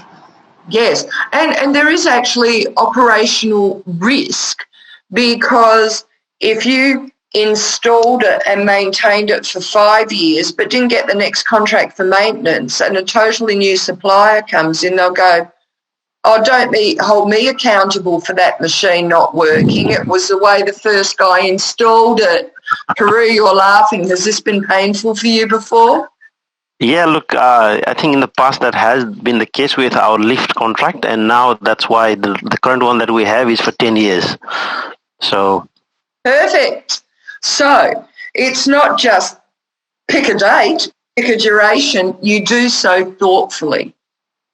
And that does mean you need the exemption up front for a longer contract term and all the rest of it. And this is where the strategic planning fits in. All right, notice of extension, part 5 on the goods and services table. Insert the period of the notice or clause 3.4 of the general conditions apply. Clearly, you need to read 3.4 and see what that says. And it says 20 days. So does 20 days suit? If it does, leave 3.4 in. You want 40 days, get rid of 3.4 and write in 40 days. Because remember, the blue font is what you can change. Price variation. Hands up if you've got a contract that is indexed with CPI. Couple of you have? Anybody in delivering community services, what indexation do you use? Everybody's desperately trying to remember the name. NGHSS? Yes. Non-government. Government health, service. Yeah. And that indexation applies? Yeah. Ooh, John's got his hand up diagrammatically. Is he just putting his hand up for the CPI question though? Yeah, that might have been it. So I don't know how to turn your hand off, John. Sorry. I think he can do it and himself. He said, yeah, okay. And Anna's got a prior comment around duration. Is that for maintenance? And yeah, as our conversation continued, yeah, that's for maintenance quite often. Okay, so have a look at 6 on the table. Price variation. So we've said CPI might be one. We've said the price could be fixed for one part of the first term and then indexed yearly. Not-for-profits have non-government health indexation. What about cleaners and security guards? Anybody doing those? Yeah, Jay, what have you got for cleaners or security guards? So instead of using the CPI index, it uses the labour costs. So you use like the Fair Work Ombudsman labour rates that are applying for that year? Yeah. Cleaning industry and security industry, they have wage regulation and all the rest of it. And once a year around the financial year, you get notified of what that indexation component is so that pay rates remain current with industry. All right, so public liability, public and product, professional indemnity, these are your insurances. These are default insurances. Read your risk management plan. If you've got high risk, see what insurance covers that risk and make sure you've got sufficient insurance. Who can you speak to about that? Risk cover. Risk cover? Check in your financial section or your legal section. Some agencies have an insurance specialist or a risk management specialist. Yep. But just be aware, if you remove a relevant insurance or change, particularly if you lower the amount or if you indemnify them from accountability, you will have voided risk covers insurance of our contract. So anytime you go, oh, I don't know if I can play around with this insurance, check with someone who knows, because that can be a curly one. A very long time ago, looking at some contractual paperwork, I had to point out, do you realise this is not insured? It's a joint venture. Default insurances do not apply. They were horrified. It just slipped the net somewhere. But that's a big oops. For example, motor vehicle third party, I as a sole trader, if I am getting work sent to me electronically and I'm sending it back to them electronically, I have motor vehicle, but for example, I'll use an example of being sole trader, that's easier. With workers' comp, I can often negotiate that because I have no employees. Therefore, I don't need workers' comp insurance. So you can actually have discussions backwards and forwards about insurance, but make sure that it's okay to delete or soften any requirement before you do so. I haven't drilled down to technology cyber liability. I don't think I will right now. John said, and I'll have to open up John's comment more. If we accept departures and the organisation's delegated authority accepts the risk, should risk cover be notified? As a rule of thumb, I do tend to engage with them on the bigger contracts just to have that discussion and just in case there's any traps for young players that I'm not aware of. Because and a lot of accountable authorities do accept the risk, one that I will give you off the top of my head that will affect the majority of your agencies is Microsoft licenses. Does Microsoft sign our request and all of that, or do they send us a contract of theirs? Of course, this. Yeah, they send us out their contract. Indemnifies them for everything. It actually says if you happen to lose all your data, it's not our fault. But can you go anywhere else for Microsoft licenses? No. No. So when you're awarding those sorts of contracts, the award letter tends to come with a briefing note to the delegate explaining the situation, and we self-insure, which means if it all goes wrong, we're not insured, we cop the loss. But there are no other alternatives to that. One that I did was an editor example. The agency would send electronic files to an editor who would format and schmooze and get them ready for the journal, and then they'd send them right back. We never set foot in their premises. They never set foot in ours. Very small amount of work.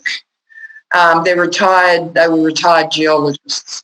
And basically they all came back and said, why should I have very expensive public liability insurance?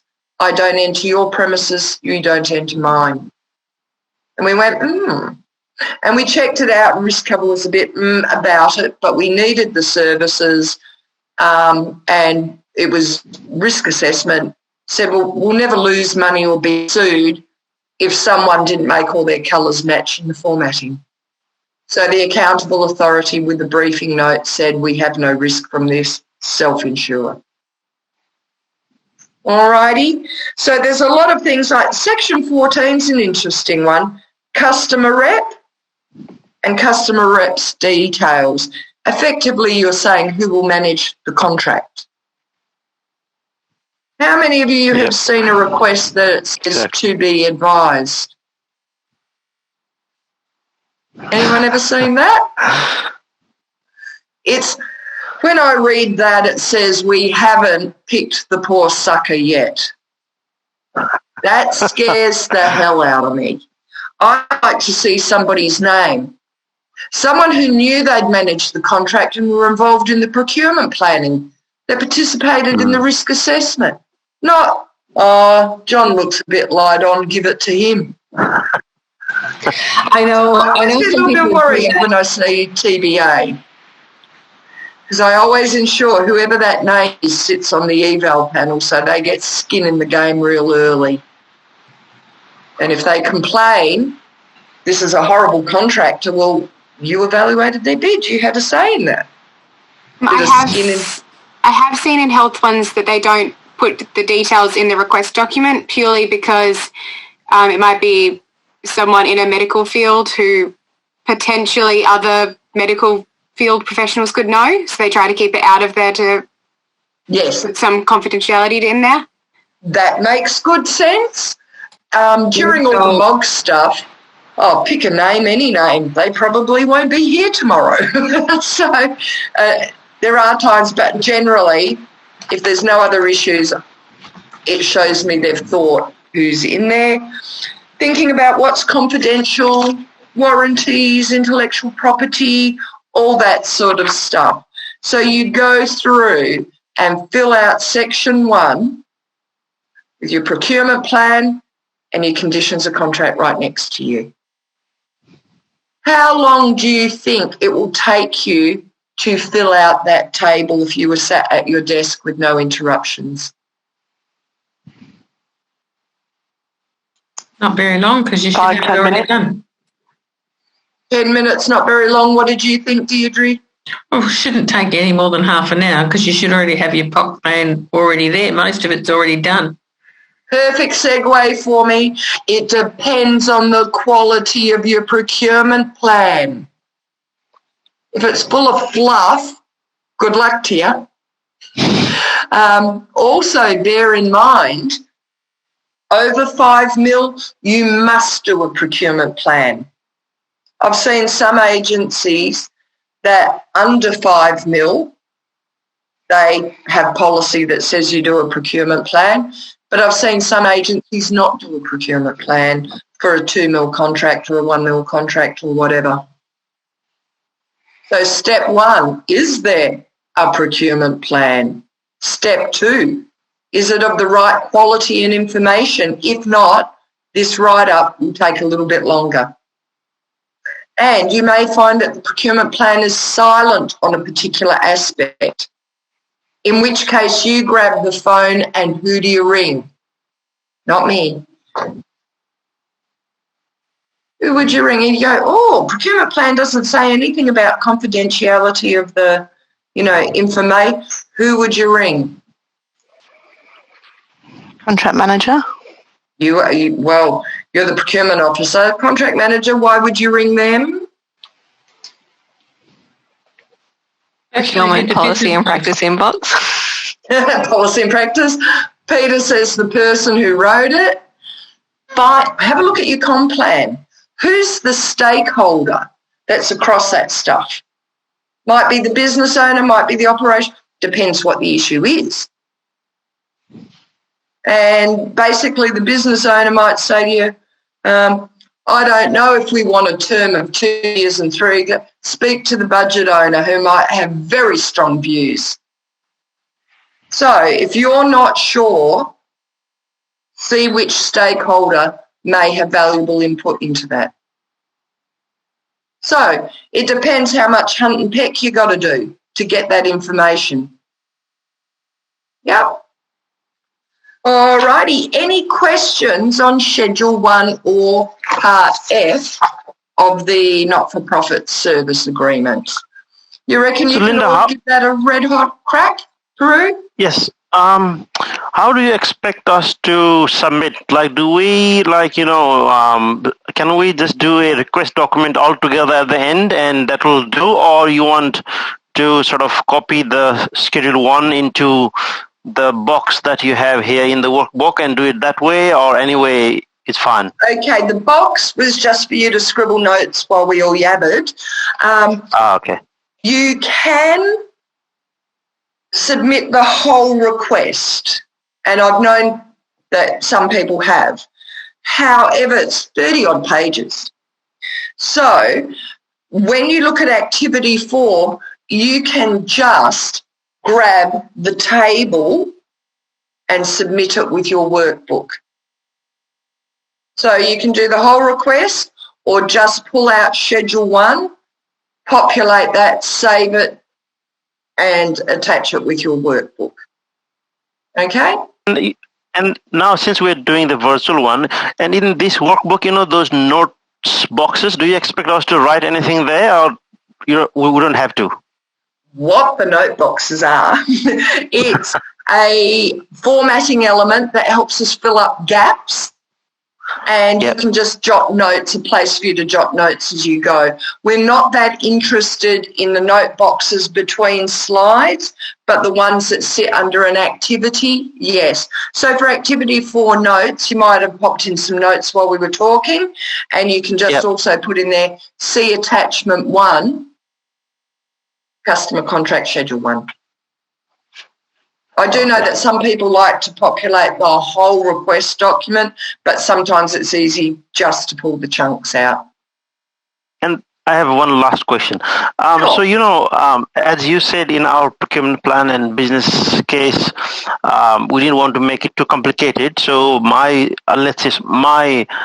total value of procurement for the contract that I did is like about 400 or 500,000. And now there's an example here which says the value of procurement is over 5 million. So but then my request will flow from the procurement plan. So how will that, sort of align? Are you okay with that? Yeah. When you say must be over 5 mil, are you referring to the policy question? Yes. In Activity 3? Yes. Yeah. Because, I think whether yours is 5 mil or not doesn't really matter. But the question actually asks if your procurement, I think there was one in there with 5 mil. No, Nobody mentioned a number. Yours is high enough that an open tender is required, so it will meet the requirement. Okay. Yeah. Okay, no problem. It's just sometimes I see people really struggle when they're doing a procurement plan for a box of biros because none of the logic applies. But open over that 250 open tender, absolutely. Over 5 mil starts bringing in State Supply Commission requirements for it to go to the Tender Review Committee, etc. Yep. Okay. Alrighty. Thank you. No problem. So moving right along, I will go back to share screen. Okay, so here are some real key decision points from that schedule. And one of the important things to do in your timelining of your activities, once you've written up the request, I strongly suggest as a draft with due consideration for commercial in confidence. So you might not want to send them the whole draft, but certainly if a subject matter expert said, here's my input to the specs, make sure they see what you've written up and confirm it as correct. Yeah. You won't necessarily want any one individual to see the whole request, but for commercial in confidence and probity issues, but just make sure that key people have read that customer contract and said, yes, that is what we want. So business owner, delegate, etc. Make sure you haven't lost something in translation, as it were. Then we get to specifications. All that we've done so far is all the housekeeping details. The term is this amount, the pricing. We haven't talked one single thing about the product or the service. And this happens in Request Schedule 2 for goods and services, Part 1A, service requirements for the not-for-profit, for the delivering community services. So in your template, that's where an awful lot of detail needs to go in, or you won't have adequately described the service that you want. And ultimately, if it's not in the specs, the contractor has no obligation to deliver it. So be very, very aware of any omissions. There is an art to writing specs. All right. Business owner input is critical. Now, you've all got those slides in your workbook, so I will stop sharing so that we can discuss these. All right. Why is business owner or SME input critical? Carol, what do you think? Oh, Carol, you're still muted. Sorry about that. That's all right. They're the person that is going to give you the information for you to fill out the background and the context of the actual, the story, if you like, of what the procurement's going to be about. Yeah, and that's particularly important where it's very, very technical. So one of the examples raised before about health instruments and instrumentation, I might not know the machine that goes Bing from the machine that goes Whiz. I'm not the right person to write the specs. So you need the subject matter expert.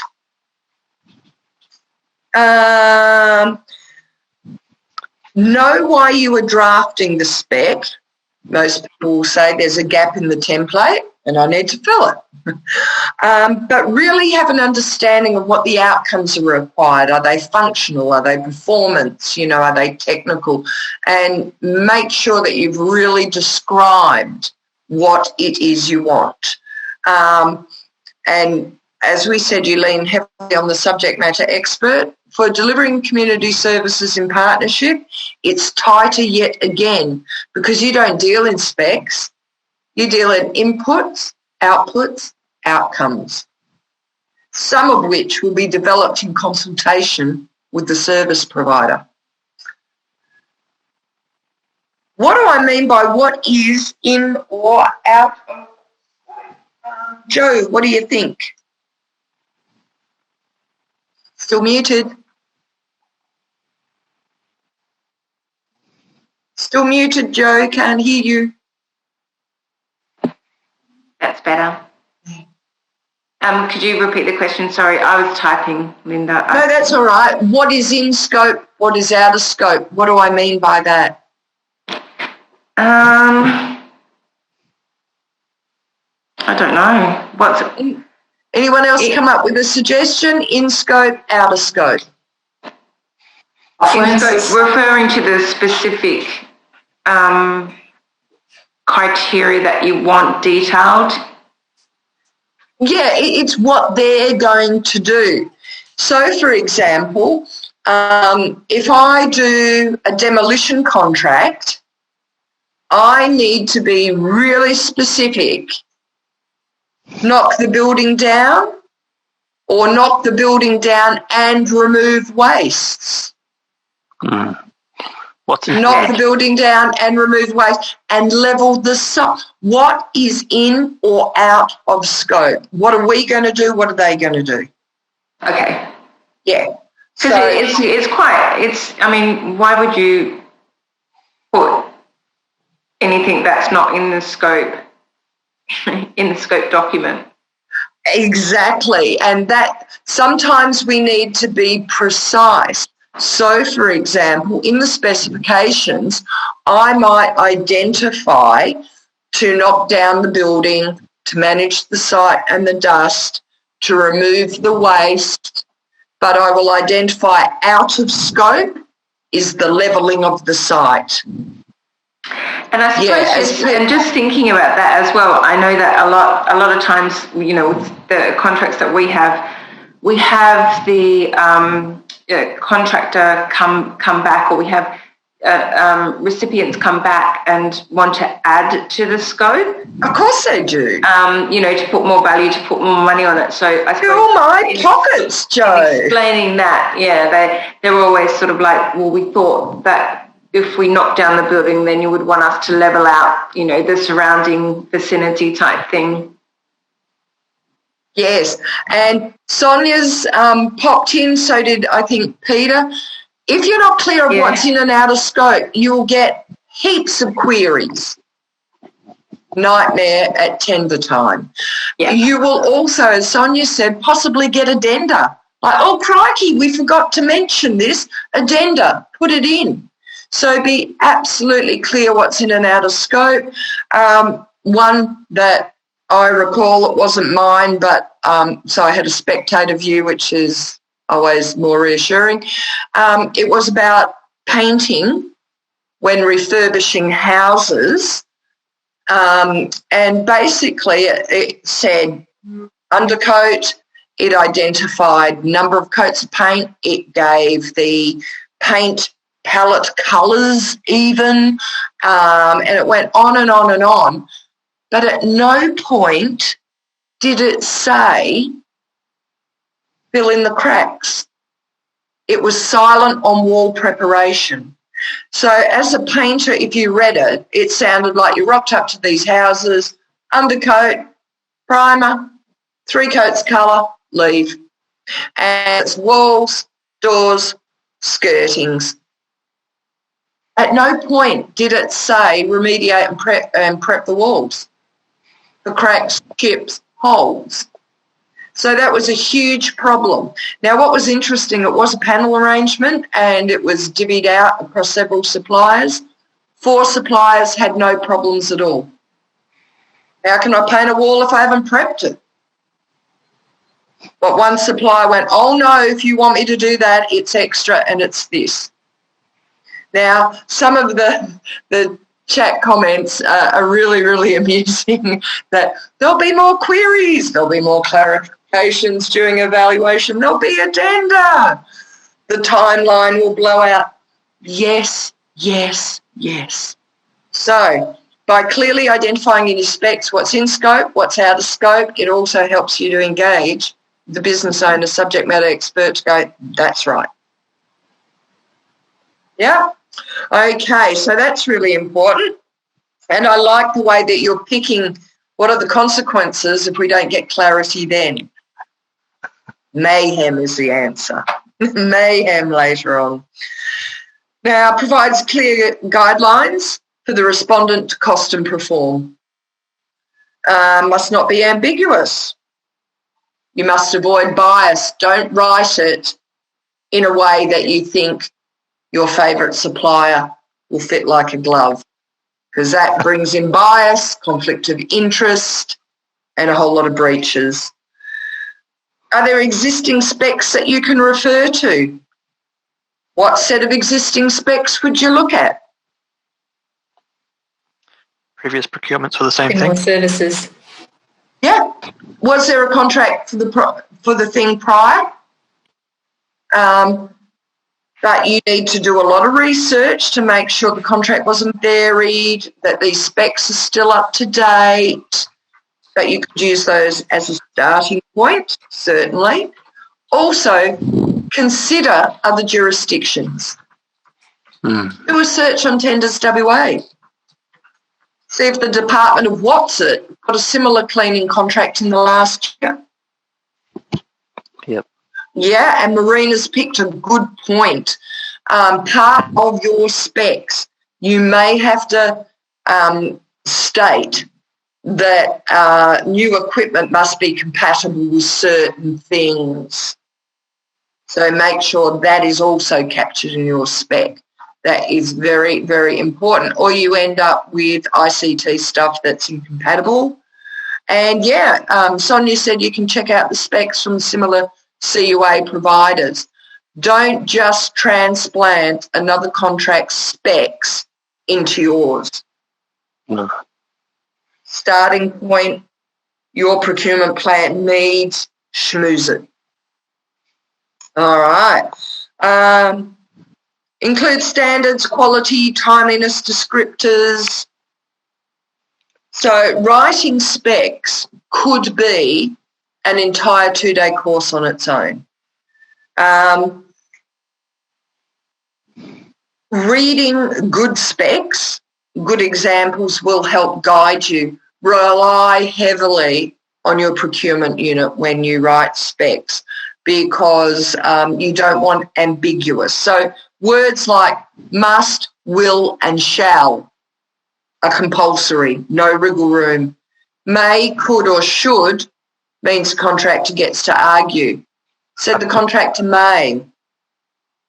Well, I didn't. And you've got very little control.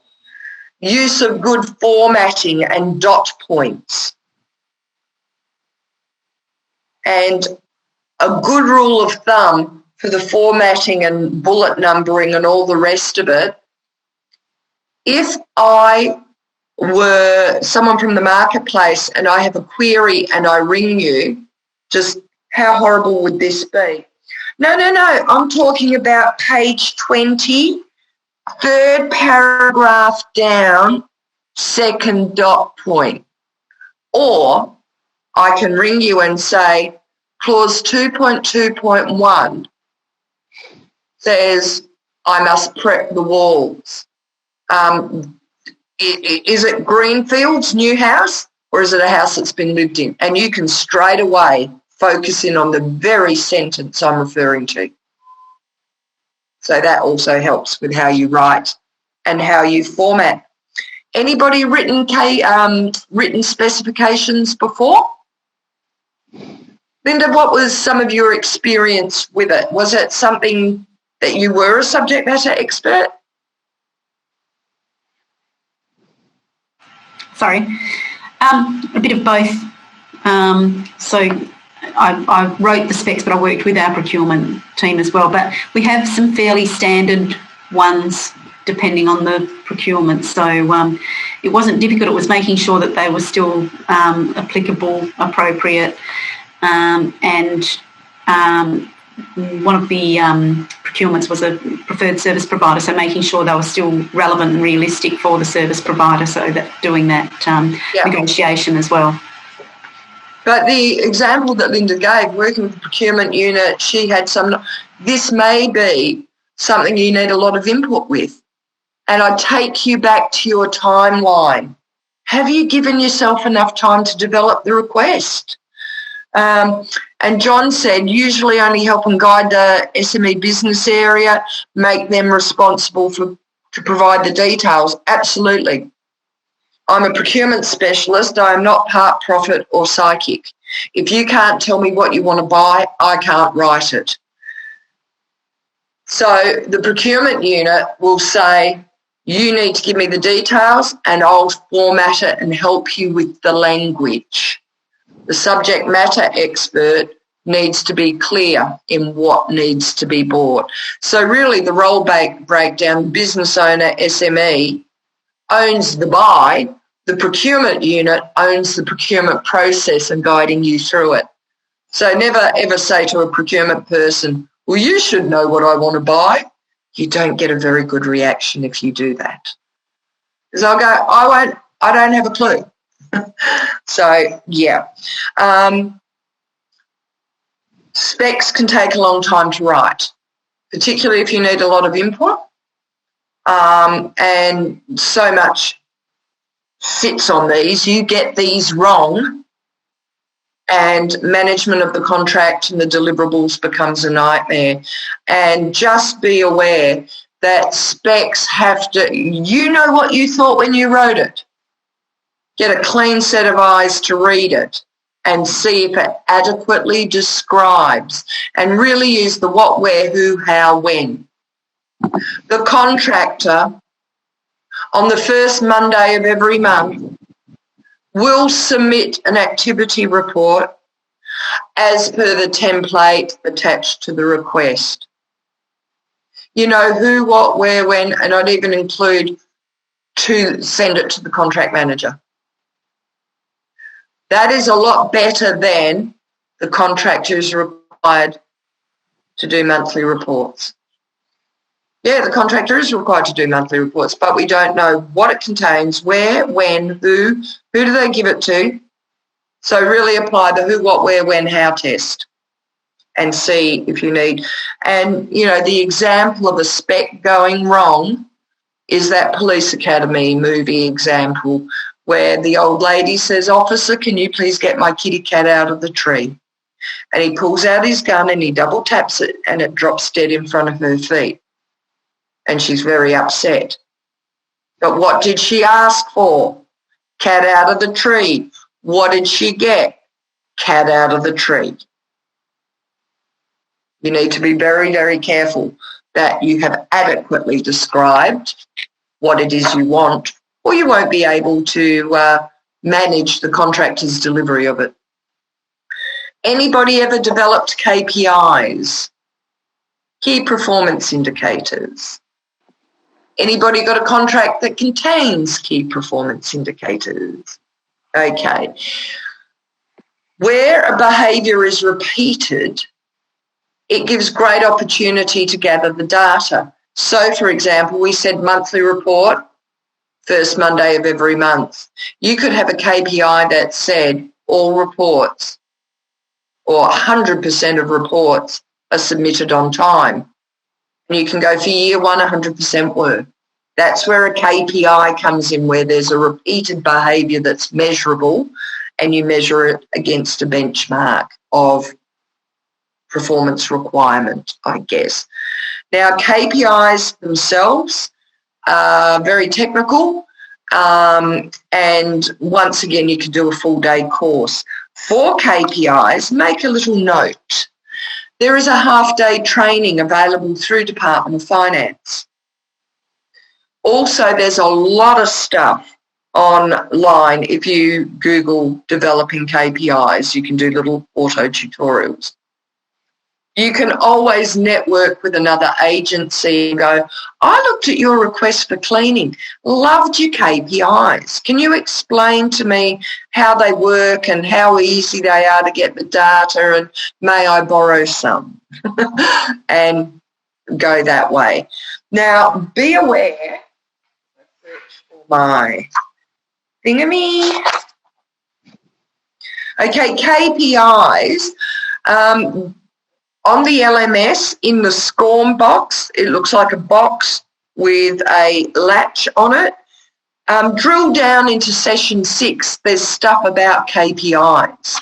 And in fact, in the earlier SCORM sessions on the LMS, there's a whole lot of good resources there just to peruse. There's even some information regarding filling out the request. So in your own time to supplement what we've covered on Zoom, do go through and read those SCORM, open up those SCORM boxes. But KPIs used to monitor and measure, sometimes aligned to additional payment or penalty in inverted commas. You need good data sources, and you need to be clear on how the data will be used and mathematically calculated to form a percentage. So there has to be accounting rules. All right, that takes us to activity 5. I want you to have a go at writing some specs. This really does work a lot better when we're all in one room and I can hover over your shoulder while you're writing stuff.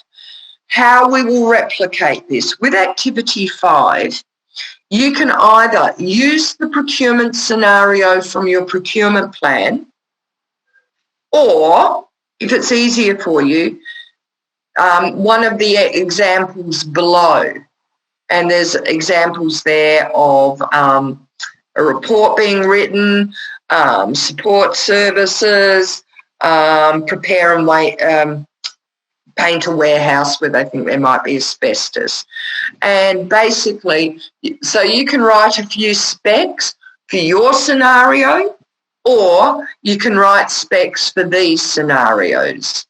That is up to you, because some people's contracts are exceptionally complex. Up to you.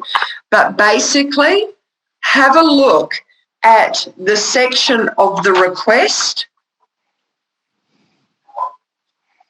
and you'll see there you've got a statement of requirements, which is a brief description and specification, and there's suggestions there for products and suggestions for services. So that gives you some guidance, and that becomes what populates that section. That is the service description that respondents read and cost and price against, and then submit their offer against. All right, now I have gone a little bit into this break room session, but I'll put you in there now. So for the rest of the break room, that will take us up to 3. What I want you to do, I'll pop you back in your groups, and you can decide whether or not you want to do specs for your own scenario or one of these examples. So Lynn, just a quick question. So if we decide to do our own from flowing it from the procurement plan, we don't have to do any one of these? Yep. If you don't want to do, if you want to do your scenario, in these boxes, in the top box, just write, I refer to did something. Specs for my scenario, attachment, whatever, and then you pop it in. So whoever's marking goes, oh, Peru decided to do specs for his scenario, and there's the attachment. So do that in all these 3 boxes, right? You have 3 here. Just in the top of the first box, you can just write, I have done my scenario and attachment, whatever, and then attach it. So what I suggest, probably the easiest way to do it is, as Katie said, if you do your own, it's one set of specs. Yeah. What we want to see, and some of the specs for your scenarios would actually be 20 pages, more maybe. So for the private prison, it's lever arch files of specs. So that's why we gave you these simpler options, if that was the way. But if you want to do them for yours, I'd just copy that out of the request. Statement of requirements to deliver maintenance services at a pumping station in Wembley. Specification, it includes this, the pump station, the housing, the blah, blah, blah.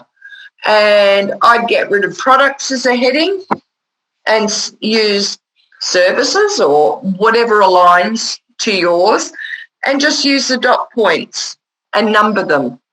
So if we are doing maintenance on a pump house, it might say maintenance visits, that they're done monthly, and progressive maintenance. Emergency call out, what are the requirements there? What we want to see is a sample that you can identify what the supplier needs to do, and that you've described it very who, how, where, when, what. Now, I'll pop in while you're doing this in your rooms, and that will allow me to help you with the design and approach. Okay, what I also want you to look at while in your break room is read through the next 3 slides after activity 5, and there's also pricing schedule tables. Just have a quick look and go, wow, there's so many different ways you can price this. Okay, Peru to everyone, yeah, it is your own scenario or just one of these. I see. Yeah. Okay. Let me just check. Because each of them are different. So one of them is goods and services, and then the other one is community services, and then the other one looks like works. Yeah. Is that correct? Yeah. Yeah, I did right. one of each. So pick the flavour you like. So if you're a works person and you don't want to do your scenario, pick the works example. But we want to see you at least describe a couple of elements of the service and break it down with a really good description. All right, I'll pop you into your breakout rooms. Make sure you grab a cup of coffee or something, or you'll all slump in the last session at 3. We are nearly there. So grab a cuppa. I will shoo this Willy Wagtail later. It's driving me nuts. I don't know if you can hear the little beast. And yeah, I'll visit you in your breakout rooms. Go get a cuppa. All righty. Now, the exercise we did about writing specs, clearly it's going to take longer than we can give you in a breakout room. But we've touched on some key points and key requirements, key understandings. So once again, to clarify, the majority of you are doing your scenario, in which case you will need to attach it. And in your workbook, in the first box, just write, I have attached my scenario specs. So the assessor knows it's one of your other documents. It's not that you left that blank. We had good discussion in the rooms, few experiences, some good, some bad. But clearly this is the pointy end. This is about what you're getting delivered. Now, who was it we were speaking of clarifications? Linda, please chime in. Clarifications. How do they come about?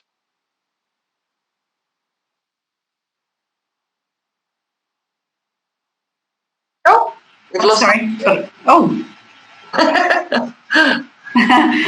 I've got to remember back. I think we were talking about how in the case of an exercise we probably we're not as focus as we would be when we were doing a real tender document, where we would have a number of people in a project team looking over the KPIs and the request document, and all, providing feedback. But because we're so close to it, it's probably useful to get someone that's very distant from the process to have a look to see if things make sense, because what we think is clear may not be clear. But also that includes service providers, and I think we discussed the example of where we did a preferred service provider process, and sometimes when you've got a provider that's used to or been providing for a while and used to the KPIs, they might say, oh, that wasn't clear, but we knew what you meant. But if we're going out for tender with for a new service, or we want to purchase something like that again, and there's new players out there, it might not be clear to them. So that feedback is still very valuable. Absolutely. And Linda's just pegged a massive opportunity that occurs in every contract once, and it's part of closeout. So it's run its full term, you're going back to market, the contractor's got nothing to lose, and they're going to bid again on the new one. As part of shutting down and doing your contract review, if you're engaging with the contractor, just ask them, listen, just wondering, think back to 5 years ago when you were awarded. Was everything crystal clear? Or, were there some parts, and they'll tell you. There's no more options of extension. They're not going to offend you. And they might say, look, it was through our meetings that we truly understood. What was written was a bit vague. There's good feedback for you. Yeah. Specs are everything. If you get those wrong, you're going to be buying something that you didn't want, or not to the full degree that you wanted it. So they are very, very important. Certainly, your procurement unit can help you with formatting and describing, and they can't tell you what you want to buy, only you know that. They might go, oh, there's an easier way to write this. And as I say, if you go onto Tenders WA and you look at 5 cleaning contracts, you'll look at 1 or 2 that are set out so they are crystal clear. Borrow their formatting, because clarity is everything. Any other questions on writing specs? It's almost a bottomless pit. It's a writing skill for the clarity. And so, for example, if you've got a really big paragraph, break it up. If the paragraph's really big but it's all common information and not readily broken up, it sounds like a good heading paragraph and then dot points. So you might say, cleaning this includes but is not limited to. So it depends on your wording, etc. All right. That takes us to another part of the request. So very briefly, I'll go back to share screen, because we're looking at how we go through the actual request document. So once we've done our KPIs and writing of specs, the next section is Part B, the respondent's offer, or in Community Services Part H, and this is the part that the respondent needs to fill out. So they have their identity, and then we've got additional sections like pre-qualification requirements. Now, you've got a choice. There are no pre-qual requirements, or we will not consider any offer that does not meet these pre-qual requirements. And it comes with a warning. These should be specified with extreme caution, because if you put in a pre-qualification requirement that nobody's got, you will not have a successful offer for your tender.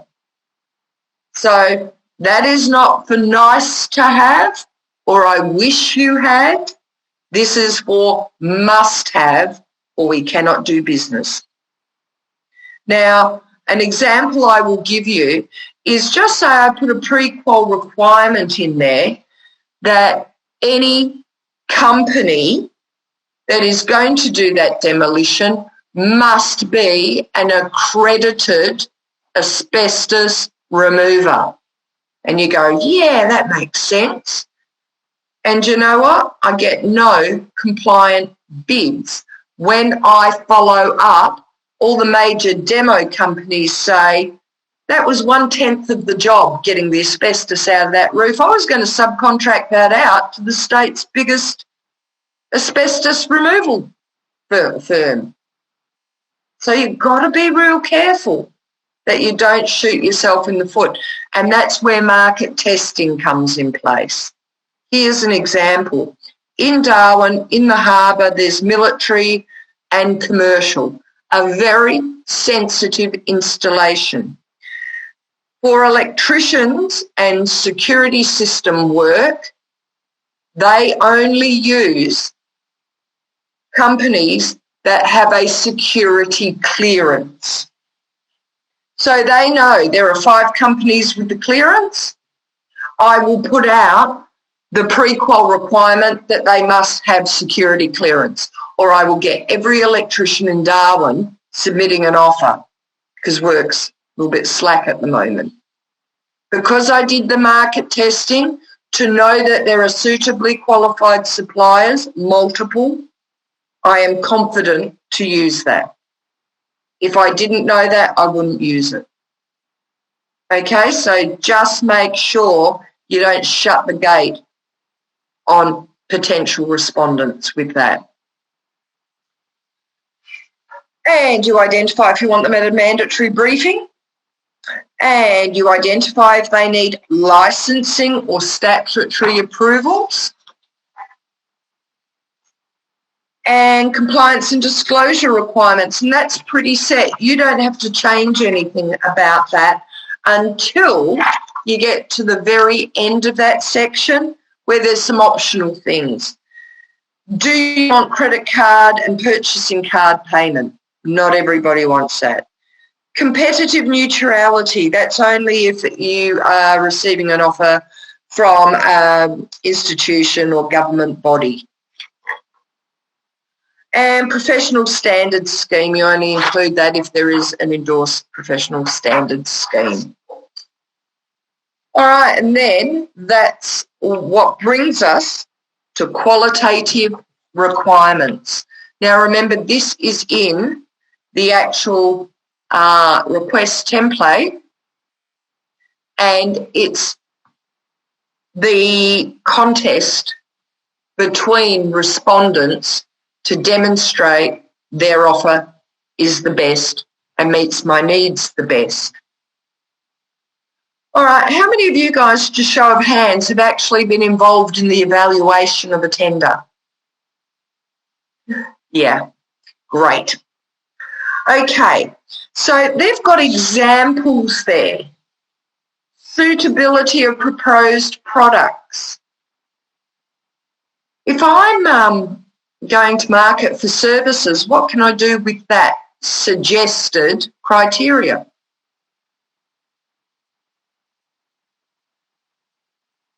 What can I do with it? Change it to say suitability of proposed services? Yeah, and in fact, they've actually got that further down, so you can just delete that. No way on God's earth do they want you to use every single one there. They've given you, and trust me, you won't get many offers if you do. Open book test? Hell no. And over the page, there's ones that have been written for services, not products. So you pick the ones. And there's things, I'll look at services. Suitability of proposed services. Specified personnel. Demonstrated skills and experience. Organisational capacity. Demonstrated experience.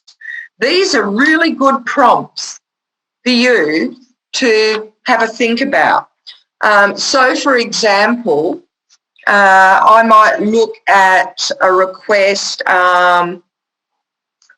suitability of proposed services. Say you are looking for a technician that can service Apple products. So I am saying this is my bank of Apple equipment and I want maintenance services for. Suitability of proposed services, that allows them to say, I'm an accredited Apple mechanic. So you're not getting others. You know, you're able to discern the suitability of their service. I might offer domestic lawn mowing and have a little small ride-on. Yet I'm offering to clear 10 hectares for you. My service is not suitable. So you use that when there's a lot out there, but I'm looking for the cream that can really fit that service. Specified personnel. Has anyone ever used a contract with specified personnel? Yeah, Mark, what did you have? I needed to get some ICT services.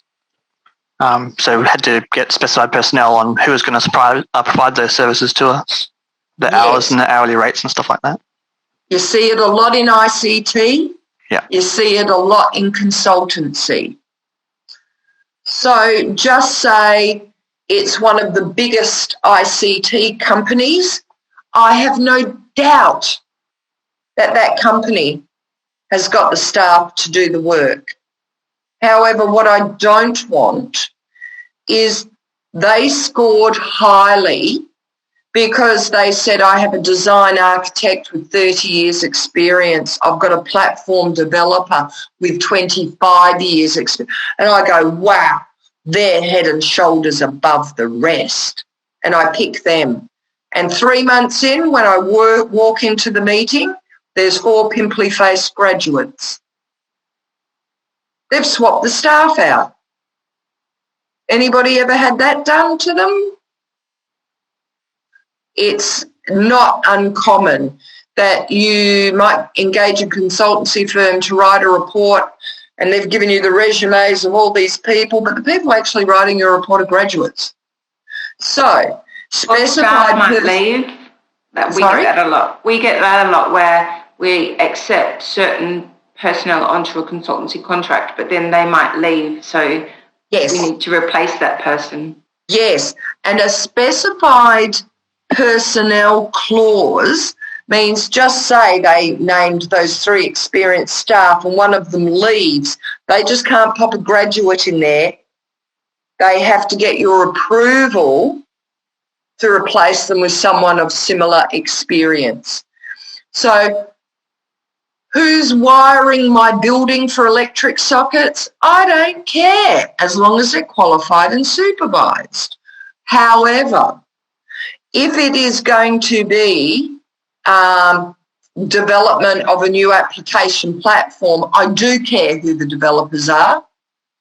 They're the ones in your bid. They're the ones I want on the job. And if you're going to change those staff out, I need to know. So that's when you use specified personnel. Demonstrated skills and experience of the organisation, projects of a similar nature. So if I'm having a building demolished and someone demolished a similar building for another government agency, they can go, yeah. That's the criteria that you often see security firms and cleaning firms go, I currently deliver this to 3 agencies. So have they done it before? Organisational capacity. Sometimes you need to check what sits behind the glossy brochure. If I market myself the right way, I can look like a corporation and I'm the president. But there's actually nobody else here. Has the corporation, has the organisation got the capacity So just say it's a big building program and our Schedule 2 contains milestone dates. I may ask them what resource in terms of staffing they're going to allocate to each section of the build. I will have 5 building teams on stage 2 to ensure the January deliverable, which is a lot better than a mum and dad building company madly looking for subbies everywhere. I have a good example of that too, Linda. Please, Jo, share your pain. With all the Metronet work that's out there, both planning and delivery, we are finding that, we're going to consultancies and we're asking them, do you have capacity? Do you have the staff in your organisation that can deliver this work? Because we know how much work that they already have. Yes. The sort of consultants that, rail planning uses, $6 billion worth of infrastructure, rail infrastructure. We're finding that, they don't have the people. Yes.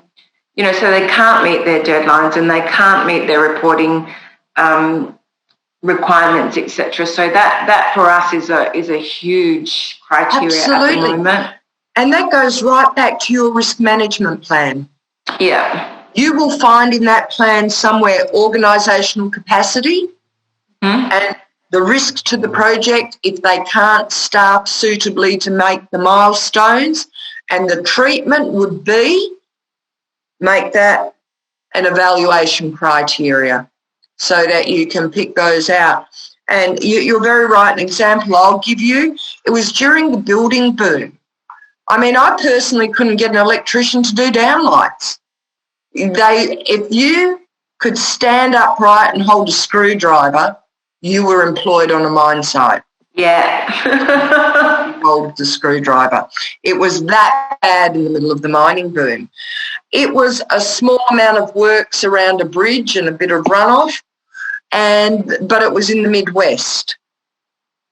Now, these aren't your big construction, these are small regional construction companies, so I know I'm dealing with small fish to begin with.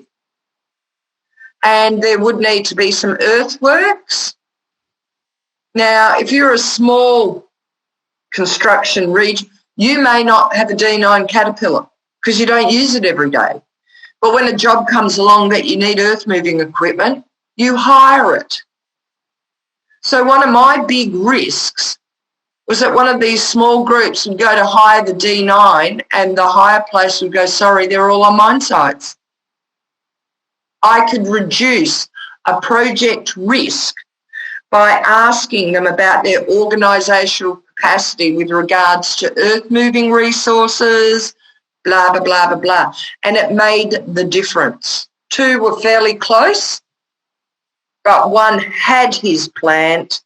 The other one was going to lease it when required. Pricing and everything else was quite simple. That was an easy deal breaker, separator for us.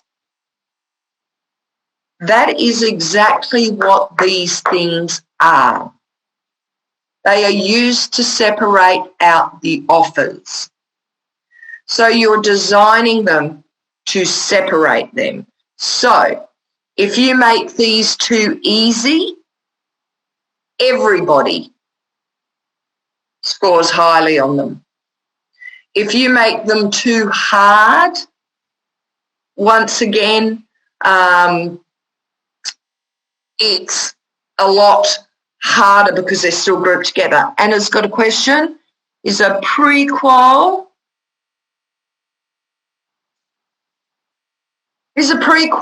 more a yes-no question, more clear-cut? Yes, and it's like a gate. Do you have this qualification?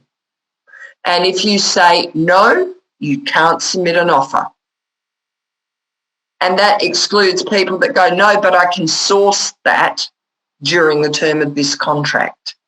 So be very careful with your pre-quals. Consider them a gate. You may submit an offer or you may not. These evaluation criteria or qualitative criteria is for them to identify to us that they can do the specs by responding to these things. Yeah? And an example I'll give when I say don't make them too easy, don't make them too hard, make them just right. What is just right? So an example would be around specs, safety plan. So under organisational capacity or demonstrated experience, age-old chestnut, your safety management plan. Now, I value OC health safety exceptionally highly, that no one dies on one of my sites. I don't want people to get hurt, and I have a strong accountability of checking that that contractor is doing things safely. You never outsource duty of care. Therefore, it is important. Therefore, I should assess it in the evaluation. And just say it is quite dangerous asbestos removal right in the middle of a housing development.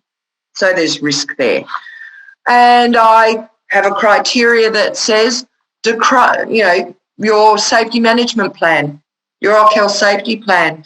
And every respondent will give you a glossy white file, and on the front will be diverse people with hard hats on. Every company's got one because they get a consultant to write them up. Yeah, here's my OC health safety plan. Everyone's got one, big deal.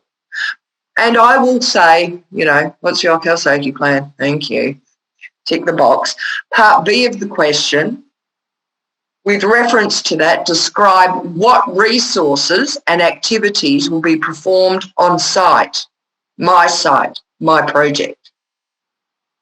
So based on that, one respondent might say, I have 3 trained OC health safety supervisors with a minimum of 1 on site every day. Or one might say, I've written a site-specific safety plan for the asbestos removal phase that will go 2 weeks. Versus a respondent that said, see above, see my file. So whatever is important, really tease it out there. This is you selecting. Ask the right questions so that you can evaluate them. Okay, thoughts on that? Does that make sense to you?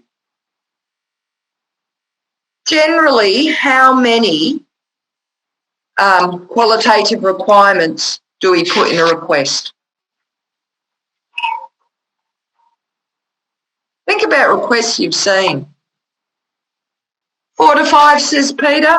3 to 5, 3 to 4. 3 to 5. Exactly. The answer is however many you require. Yeah, normally it's 3 or 4. With Just remember, you've got to write them all up though. If you have lots of categories. I know that itself can be a project. That itself can truly be a project. To the private prison contract, the specs. There was containment programs, education, recreation, dietary, medical, security, and categories of that we actually had them respond around organisational capacity against 20 headings from the spec. It depends what you need. But generally 3 to 5, make them count. I see people put so much effort into the planning and then they go with the default qual criteria. I'm like, Also be aware that demonstrated capacity to deliver to other agencies, generally ask them to nominate 1 or 2 referees. Have seen some agencies add a clause saying that you reserve the right to contact any agency they've delivered service for and seek a reference. Can I just jump in there, Linda? Yep. With the referees being part of the qualitative criteria, it can be quite onerous when it comes to evaluating those offers because they're formed part of the criteria. And I've always, at the beginning when I joined finance, I was trained to exclude them and keep them as a separate clause, only because if, for instance, if you get 20 offers for one process, you have to actually evaluate 20 times 2 referee contacts as part of the qualitative criteria. So I'm in the habit of excluding that as a criteria and doing it at preferred respondent stage, which saves everyone a lot of time. Yeah. However, and very much agreed with that, and that is about knowing the marketplace and what you're going to get back. But one of the problems is the preferred respondent got there because you scored them highly based on their own bragging. So I might say, I have delivered to 3 agencies successfully, blah, blah, blah, blah, blah. But if you actually speak to them, they can go, actually, no, I gave them 10 notices of service improvement. So that's where you also have to be careful. And that is a line call that only you can make in that agency, dependent on what that procurement is and so forth. And as Peter picked, a respondent will only put in a good referee. That's why I like to reserve the right to independently contact anybody. But one of the problems with it that's really annoying, I ring the Department of Watsy Whoosy and I go, okay, Fred Smith Incorporated was delivering this service for you. How was it? Oh, it was shocking. Oh, Lord, it was shocking. You know, if we had time, we would have, gone to market again and, it was just shocking. That's why we didn't exercise the option of extension in the end, but we didn't have enough time to terminate them. I go, wow, okay. Can you give me any documentation? Oh, no. What, you never sent them a formal letter regarding poor performance? No. Was it ever documented in a meeting? No. Can I score them low based on that reference check? No. So they're not a be-all, end-all. You've also got to account for the fact that on the last job, him and the contract manager got really chumly and there's bias and it is not a perfect scenario. But as Sonia said, be careful that you don't bottleneck yourself with references and know that they will probably only nominate good ones themselves. Yeah. All right. You got to get those right, or at the end of the eval process, you end up going, I know they're a better provider, but gee, the way we ask these questions, they scored low. You don't ever want to be in that position. Here's a handy hint. Write those as a follow-up exercise or parallel exercise to writing your specs. So while you're writing the specs of what we want delivered, you're in the right mindset to go, what must they show us to give us confidence that they can do this? Also, nobody volunteers input to develop these, so know your evaluation panel. Let them have input. They have a vested interest. They are going to be dispensing and managing these and recording, evaluating performance against them.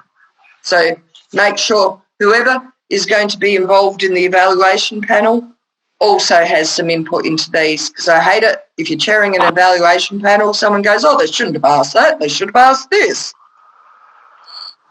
So a lot of thought needs to go. Ask the wrong questions, you'll get the wrong supplier. All righty. And you've then got a table for them to fill out, and it's insurance requirements. You only have the requirements in here that are reflected in Schedule 1. So once you've done Schedule 1 and you're really clear what insurances they need, you pop that into the table, and that allows them to give you the name, ABN, policy number, etc. So that allows them to demonstrate, and you, at the point of award or prior to, you will actually ask to see the certificates of currency. Any questions on those? And like we said before, it's about building on the prior learning and knowledge. When you're doing those, go back and speak to the last eval panel on the last contract. And they might go, that criteria was spot on, that hit the spot, use that again. Or they might go, oh, this criteria was too woolly, it was, you know, it didn't address this, this and this. Also get their input to do continuous improvement on those things. In regards to that, Linda, yeah, can you actually speak to other like previous panel members if it's a confidential process that you're working on? Oh, wow. Well, see, what you're, while you do have confidentiality in there, you are simply asking them their experience of the old one. And that contract, that request is now on Tenders WA that anyone can read. Yeah, no, but does that give them a bit of a tip-off about what's coming so they can actually maybe talk to some people that they know in the industry? Anyone who's involved in drafting the request and evaluating, you should have done your confidential disclosure form. Yeah, I do that with the key stakeholders, but if you're going to start to speak to external people... Not external, your eval. I mean, the same people within that department, but who've been on the panel previously, they'll be different members of the panel, right? Maybe, maybe not. So does that mean you have to really get them to fill out a confidentiality declaration? If you start touching on sensitive stuff, yeah. But imagine you sat on an eval panel 5 years ago and you're now in even a different business unit. I can go, hey, Sonia, when you evaluated this, how did you find that criteria? And you can go, yeah, not. You're talking about what you did 5 years ago. There's no new commercial information in that. I'm not going to give you the heads up of what I'm going to change. I'm just hearing what you said. Or feedback, okay. Yeah, but I like where your head's at. Probity, confidentiality, perfect. Alrighty, and make sure you leave yourself enough time to develop those as well. Okay, because you don't cobble them together right at the end. Okay, how did you go with looking at some of the pricing tables? Bet you didn't know there were that many ways to price something. Oh, they've cut that one down a bit. That used to go for miles. All right, they've cut down the pricing tables. If you have a look at the ones that are in your workbook, which starts on page 27. Okay, so the first one is lump sum. How many people have ever done a lump sum contract pricing? Yep, Joe, what was yours?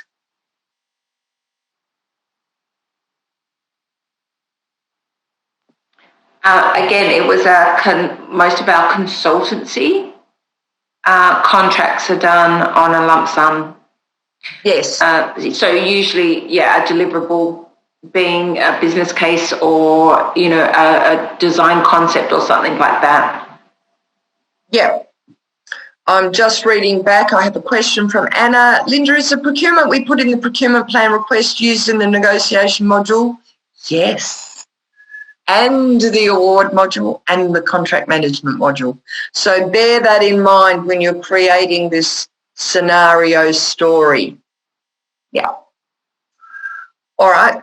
Sorry, I digress, and I'll pop back a bit. But yeah, lump sum consultancy, deliver a report, do all your consultation, and it must fit under 30 grand. Anyone ever done equipment as a one-off lump sum? Marina, you're kind of nodding. Yeah, we have a lot of one-off ICT equipment refresh procurements. Yep. And I mean, a super simple example, I run a library. I got money to replace all the shelving. So on a long weekend, they come in, remove the old, install the new, and are off. Contract payable. Lump sum, one-off deliverable. So that's quite a simple thing. Now, in saying that, so it's one single lump sum. But in saying that, note, it still includes supply and delivery, training, post-warranty, other costs. So like in supply and install, just say I want an industrial washing machine supplied and installed. Both offers say $2,000. Because I just asked them for a lump sum, $2,000. How do I tell them apart? If I put a pricing table in like that that tells me what makes up the lump sum, I would be able to determine, wow, respondent A wants to give me a $500 washing machine but charge me $1,500 for installation. Offer 2, it's a $1,500 washing machine installed for $500. So a breakdown of a lump sum is good. Now, Carol raised her hand. Tell me all about it, Carol. You need to go, I'm sorry. I just need to be excused. I've got a work thing. I've got to go. Yep, not a problem. Give me a shout with any questions tomorrow morning if you need. All right, thank you very much. No problems. Yeah, that's never good when you get an intrusive message saying, we need you back urgently. All right, so that's lump sum. The next table, if it's really based around hours and fee per hours, so basically you've got your description of services, the name and position of the consultants, hours allocated, hourly rate. So once again, if they've said, I'll have 2 senior developers and 3 graduates, you can break that down to make sure you are getting enough of the hours of the highly credentialed people. And example 3 actually pulls it in as specified personnel. Community services pricing. It's either total price for year 1 and then you index. You might have price per year plus total price. So that might be a support service that in first year will service 50 people, second year 100, third year 150, and then run at capacity. Clearly there will be different price of funding supplied each year. Example 3, sometimes in delivering community services, we pay part of their startup costs. So there's very different pricing tables. You need to price. One is to compare prices between respondents. What's another thing you use the pricing table for? And it's a go, don't go decision. One of our favourite acronyms beginning with V. Go, Mel. Variations? No. Value for money. Oh, value for money. More than one word, in fact. Value. For money. For money. It's not just about separating their prices. If I've got a $1 million budget and the pricing of their offer comes back at $2 million, what does that tell me? I can't afford what I want to buy. And say it was a service that we used to do internally and we've gone, let's try outsourcing this, and we go to market. One of the decisions will be, well, while I can outsource it, it's double the cost of me doing it in-house. I'm going to keep it in-house. So the pricing table allows for a comparison of pricing of offers in a way that you're measuring apples and apples and oranges and oranges. It also needs the financial check of, do I have that amount of money for that? And it also allows you to go value for money, good deal or not good deal. Yep. So in terms of pricing, you need to work out what table is relevant to you. And has anybody ever dealt with a request that the pricing was so complex you needed spreadsheets? Yeah. Jade, you're nodding your head. What sort of stuff was that? So for a lot of the health equipment, because there's different models and different varieties, we normally attach an Excel spreadsheet. So there'll be like one page saying equipment, one page saying accessories, one page saying consumables, one page saying maintenance, and then spare parts potentially. So like I did one for operating tables, and each company submitted potentially 5 or 6 models of tables, and all of those models of tables had parts, consumables, accessories, maintenance, and spare parts. Did you have a spreadsheet specialist on your team? No, it was me. Oh, Jade, I'm feeling your pain. Unless you're a spreadsheet guru. Yeah, doing an evaluated price for that was interesting. Because you have to do different scenarios and play them out and cost them and just go, okay, they've offered us 3 examples of operating tables and we'll pick the cheapest one. And while that's the cheapest operating table on offer from anyone, this same respondent's really expensive for the lights. So you have to actually go, I project we use more operating tables than we do lights, therefore this is the best offer. So you need to have a sense of how you will analyse price in the way that you design your table. Because I could not imagine if you left a column out and you'd have to go back to each of them for more information. I think I'd change my profession and just leave. All right. Any questions around pricing? No? Okay. And that's why I say it's a good heads up to read the old eval report and the recommendations and so forth. And it's also handy to read the briefing note on the front and just get a flavour of how well that evaluation went before you borrow anything directly from it. All right. We will go back to share screen and we're 28 minutes away. So big shoulder roll, everybody. We are nearly there. All right. And share. All right, so we looked at qualitative requirements. And remember, it's not just about the price. That's why the price table's at the end. Value for money is around quality, timeliness, so many other things. We haven't spoken of weightings. When do we use weightings on our criteria?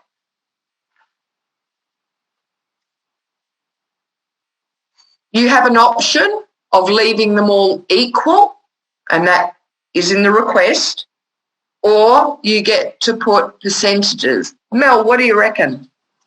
So weightings are applied when certain criteria are kind of more important than other criteria. Yep. So for example, at the Department of Communities, when we're doing, say, a land development, we might say that the placemaking and those sort of soft outcomes is more important than their organizational experience, for example. Yes. I'm not saying that actually happens, but that's an example. Yeah, exactly. For example, if it's a new industry, when there's not that much experience out there, I wouldn't weight that too heavily. It's a new emerging market. And capacity, operational capacity right now is more, I would weight operational capacity more than I would experience. It depends. And that's why we say it's also a risk mitigation opportunity. And, if we talk about some of the recent examples that have hit our newspapers that we've all gone, oh my God, the initial COVID blowouts over East in the hotel quarantine, where it became apparent that when the contracts were put out quite quickly, one organisation didn't have enough staff. And when they did a follow-up of a hotel where they sacked several of the security guards for fraternising with the quarantine people and stuff like that, big no. With regards to organisational capacity, one of the security firms didn't have that number of staff, still got awarded because they didn't ask enough about that, and recruited 30% of their staff via WhatsApp. What could possibly go wrong? That a man you've never met before has rolled up with an employment slip because you got him on WhatsApp yesterday. Great, go man that hotel. So we can see when we don't check org capacity, when we don't check key things, we don't get good outcomes. It's a risk mitigation opportunity. And when you've written them and drafted them, stand back and ask yourself that question in italics. In order to select the best respondent, what do you need to know? I need to know they've got qualified staff, and I need to know they've got enough of them. Ooh, that sounds like I need to weight my organisational capacity an awful lot, because they were the first two things I pulled out. And good contact with your SMEs around this. Price schedule. It makes each respondent represent their price in the same way so that you can do analytics on it. Allows for easy comparison. You might go for fixed fee or schedule of rates or lump sum, whatever suits the pricing. And community services, you tend to go very lump sum-ish because it's not fee for service. It is agreed funding per year or per generally delivered per quarter. And make sure you've got the right expertise if you do need to do serious interrogation of pricing schedules. You need a finance person who can do pivot tables and stuff like that. And at that point you go, whoa, shake it off, walk around the room. I just drafted a request. Woohoo! That leads me to ask a few questions, and I'll stop sharing so that I can see all of you again. All right, so you're finalising the request. What steps do you need to take to finalise the draft request? You've got a lovely document with a watermark of draft in the middle. What kind of things do you need to do? It needs to be approved by a manager or the whoever. Business owner? Yeah. Yep. And I'm the business owner and I go, gee, Katie, I haven't turned the tools on this forever. Go ask some of the operational experts. So you might need to actually get the people who gave you input to go, yep, you pegged it. That's what I wanted. Mm-hmm. So we've touched on commercial and confidence and probity issues. Don't show anybody the full draft request except the person who's got the final sign-off. So if I gave you input for reporting requirements, just cut out dot point 3.5 reporting requirements. Go, Linda, is this accurate? Any changes required?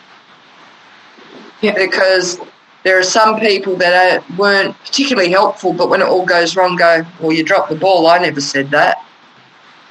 So get a tick off.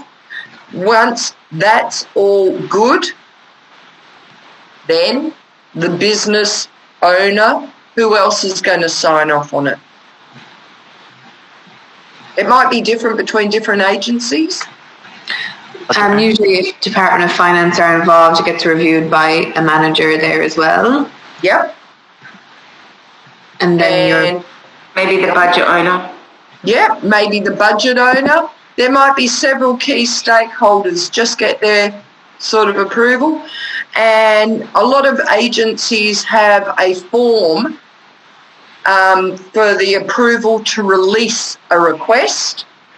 You might have that at your agency. Why is it important that you get their approval before you go to market?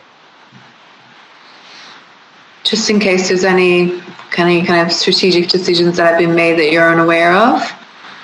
You love those. Oh, yeah. Before you go, can you just, before you release a request, can you just tweak that? Yes. It's that go, don't go, final. It's either going out or it's not. And you need to make sure whoever the power brokers are that make those decisions as per your agency's policy, that they have appropriately been notified. Yep. And that there's no issues. Certainly it's so annoying that it can sit in someone's tray waiting for that approval, and meanwhile you're seeing your tender release time frame rating. That's where you put a bit of fat in. So if you know your award date is this, you've got to allow for evaluation. You've got to allow for the receipt of the tenders, the close date, that it's open for the minimum specified number of dates, and then preceding that was the sign-off. Give yourself a week to get that sign-off. Yep. Because if it turns out you get that approval that day, you've got a week of spare time. You could actually release the request early, which means you get it in early and get a bit of extra time up the business end. All right, because I'm just very aware that it's that funnel neck of rushing to get it out to market. All righty. And get their approval. Okay, think about record keeping. Think about documenting, and make sure you capture these key records as you go. Even though it's formative when you're drafting, and these things don't always make it into a records receptacle when it's a draft, if you do a lot of procurement, I keep copies of my drafts because they're great working papers. And sometimes I actually go back to an earlier version where I've got the track changes from subject matter experts to remind me, why did I need to do that way? Oh, that's right, because there's a new industry standard. So if you do a lot of this, keep your drafts squirreled away in a folder somewhere, because they are valuable working papers for you guys if you are repeating that process again. It's like repressed memories, electronic folder somewhere. They won't bother you till you come look for them. All right, any questions on any of that? Okay, that's all looking good. Just to remind you in terms of what I'm looking for. Okay, this actually takes us up to Session 8 on the learning management system. So did any of you have a chance to go in and look at some of the discussions and the SCORMs where there's resources? No, you've been pretty flat out today. What is a good thing, because it will actually assist you to complete your workbook. Peter says they were locked when you tried. Peter, I will get onto that and ask the question of scope. Yeah, they should have been unlocked. But basically, there's activities, there's information, there's discussions. Go through and have a look at those, because there's a lot of information there that actually supplements what we've covered in the Zoom and in the activities. All right, have a quick think back over the activities. Anything questions? Anything that's got you a bit stumped, or everybody's good to go? All right. How did you find the activity for Schedule 1? Have you ever actually taken a part in your thinking why you need certain things in there? No. No. I've not. I think often we don't. Never had to Deirdre, go on, Deirdre. I've not. Most of my procurement in the last 10 years has been of the lower value. So I don't necessarily think like that as to what has to come through. Yes. Yeah. But even, in fact, it's interesting you say that, because I sometimes see even worse outcomes for lower price contracts because nobody made you jump through the hoops to do the procurement planning.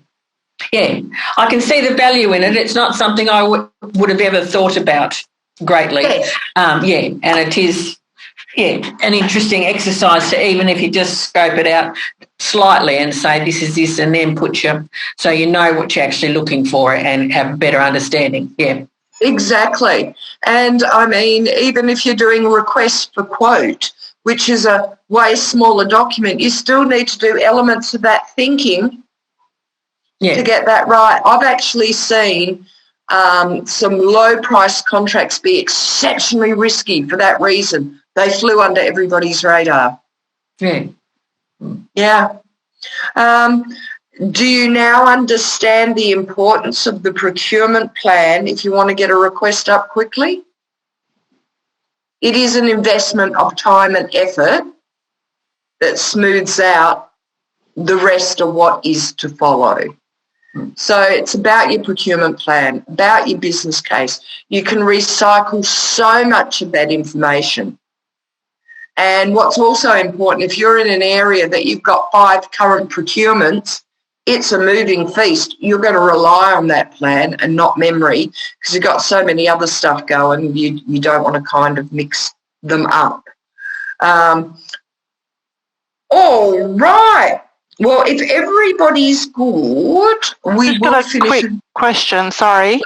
You know, the last session we had down in Perth, there was the procurement timeline document that you were going to see if it could be issued to us, because it was quite handy. It kind of gave you the time frames on how long it takes to do. Yes, that one's not mine to give.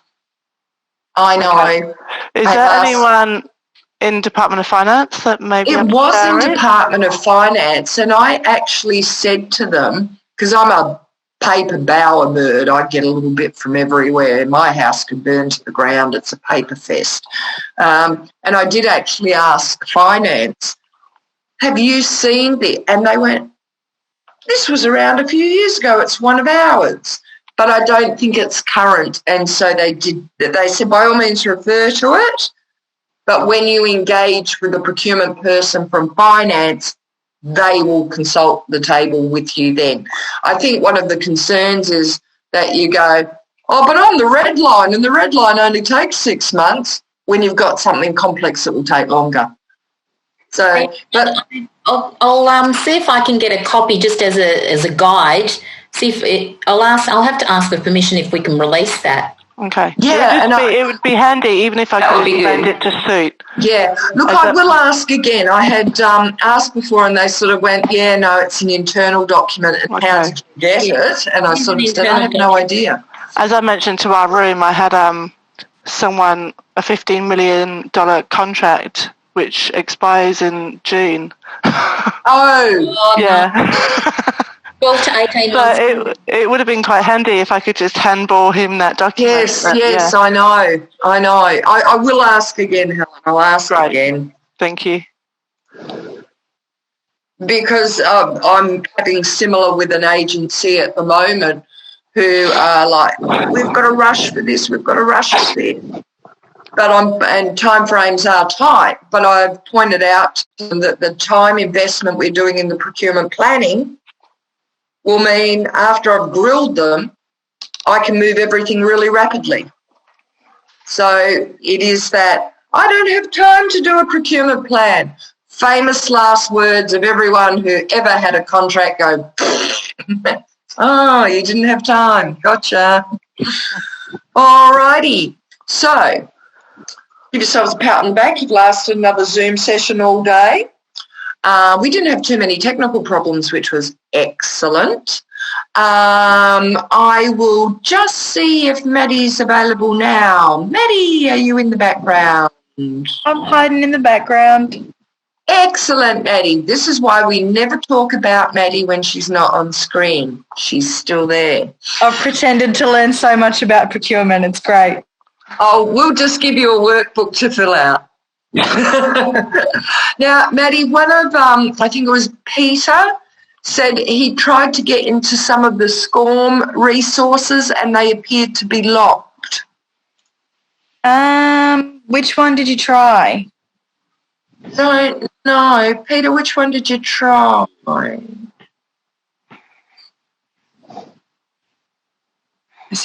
Peter said it seems to be open now. Problem See, solved. this is Glad this I could is help. the magic of Maddie. You just mention her name and everything IT. But she was listening in the background, that's why she magicked it. Maddie's attention seeking breaks something. No, all good. Yeah, Peter said it was in the morning that it was playing up. Okay. But as I say, there's some really good information there, a couple of discussion forums, but additional resources. So, and it's pretty easy to skim quickly through them. There are also a couple of activities, like there's a multi-choice one on policy to do. So have a go at those so that the assessor can see that you've been active in the LMS and you've submitted your workbook with attachments. Alrighty. Well, you've worked so well. It would be remiss of me not to let you go 9 minutes early. What you're going to do with that 9 minutes, I'm really not sure. I'm exhausted. I'm sure you will enjoy it to the fullest. All right. I will see you all again tomorrow. Thank you, Linda. And Thank you, questions Linda. from today, just ask. See you later. All righty. Thanks. See ya. Thank See you. ya. Thanks, Linda.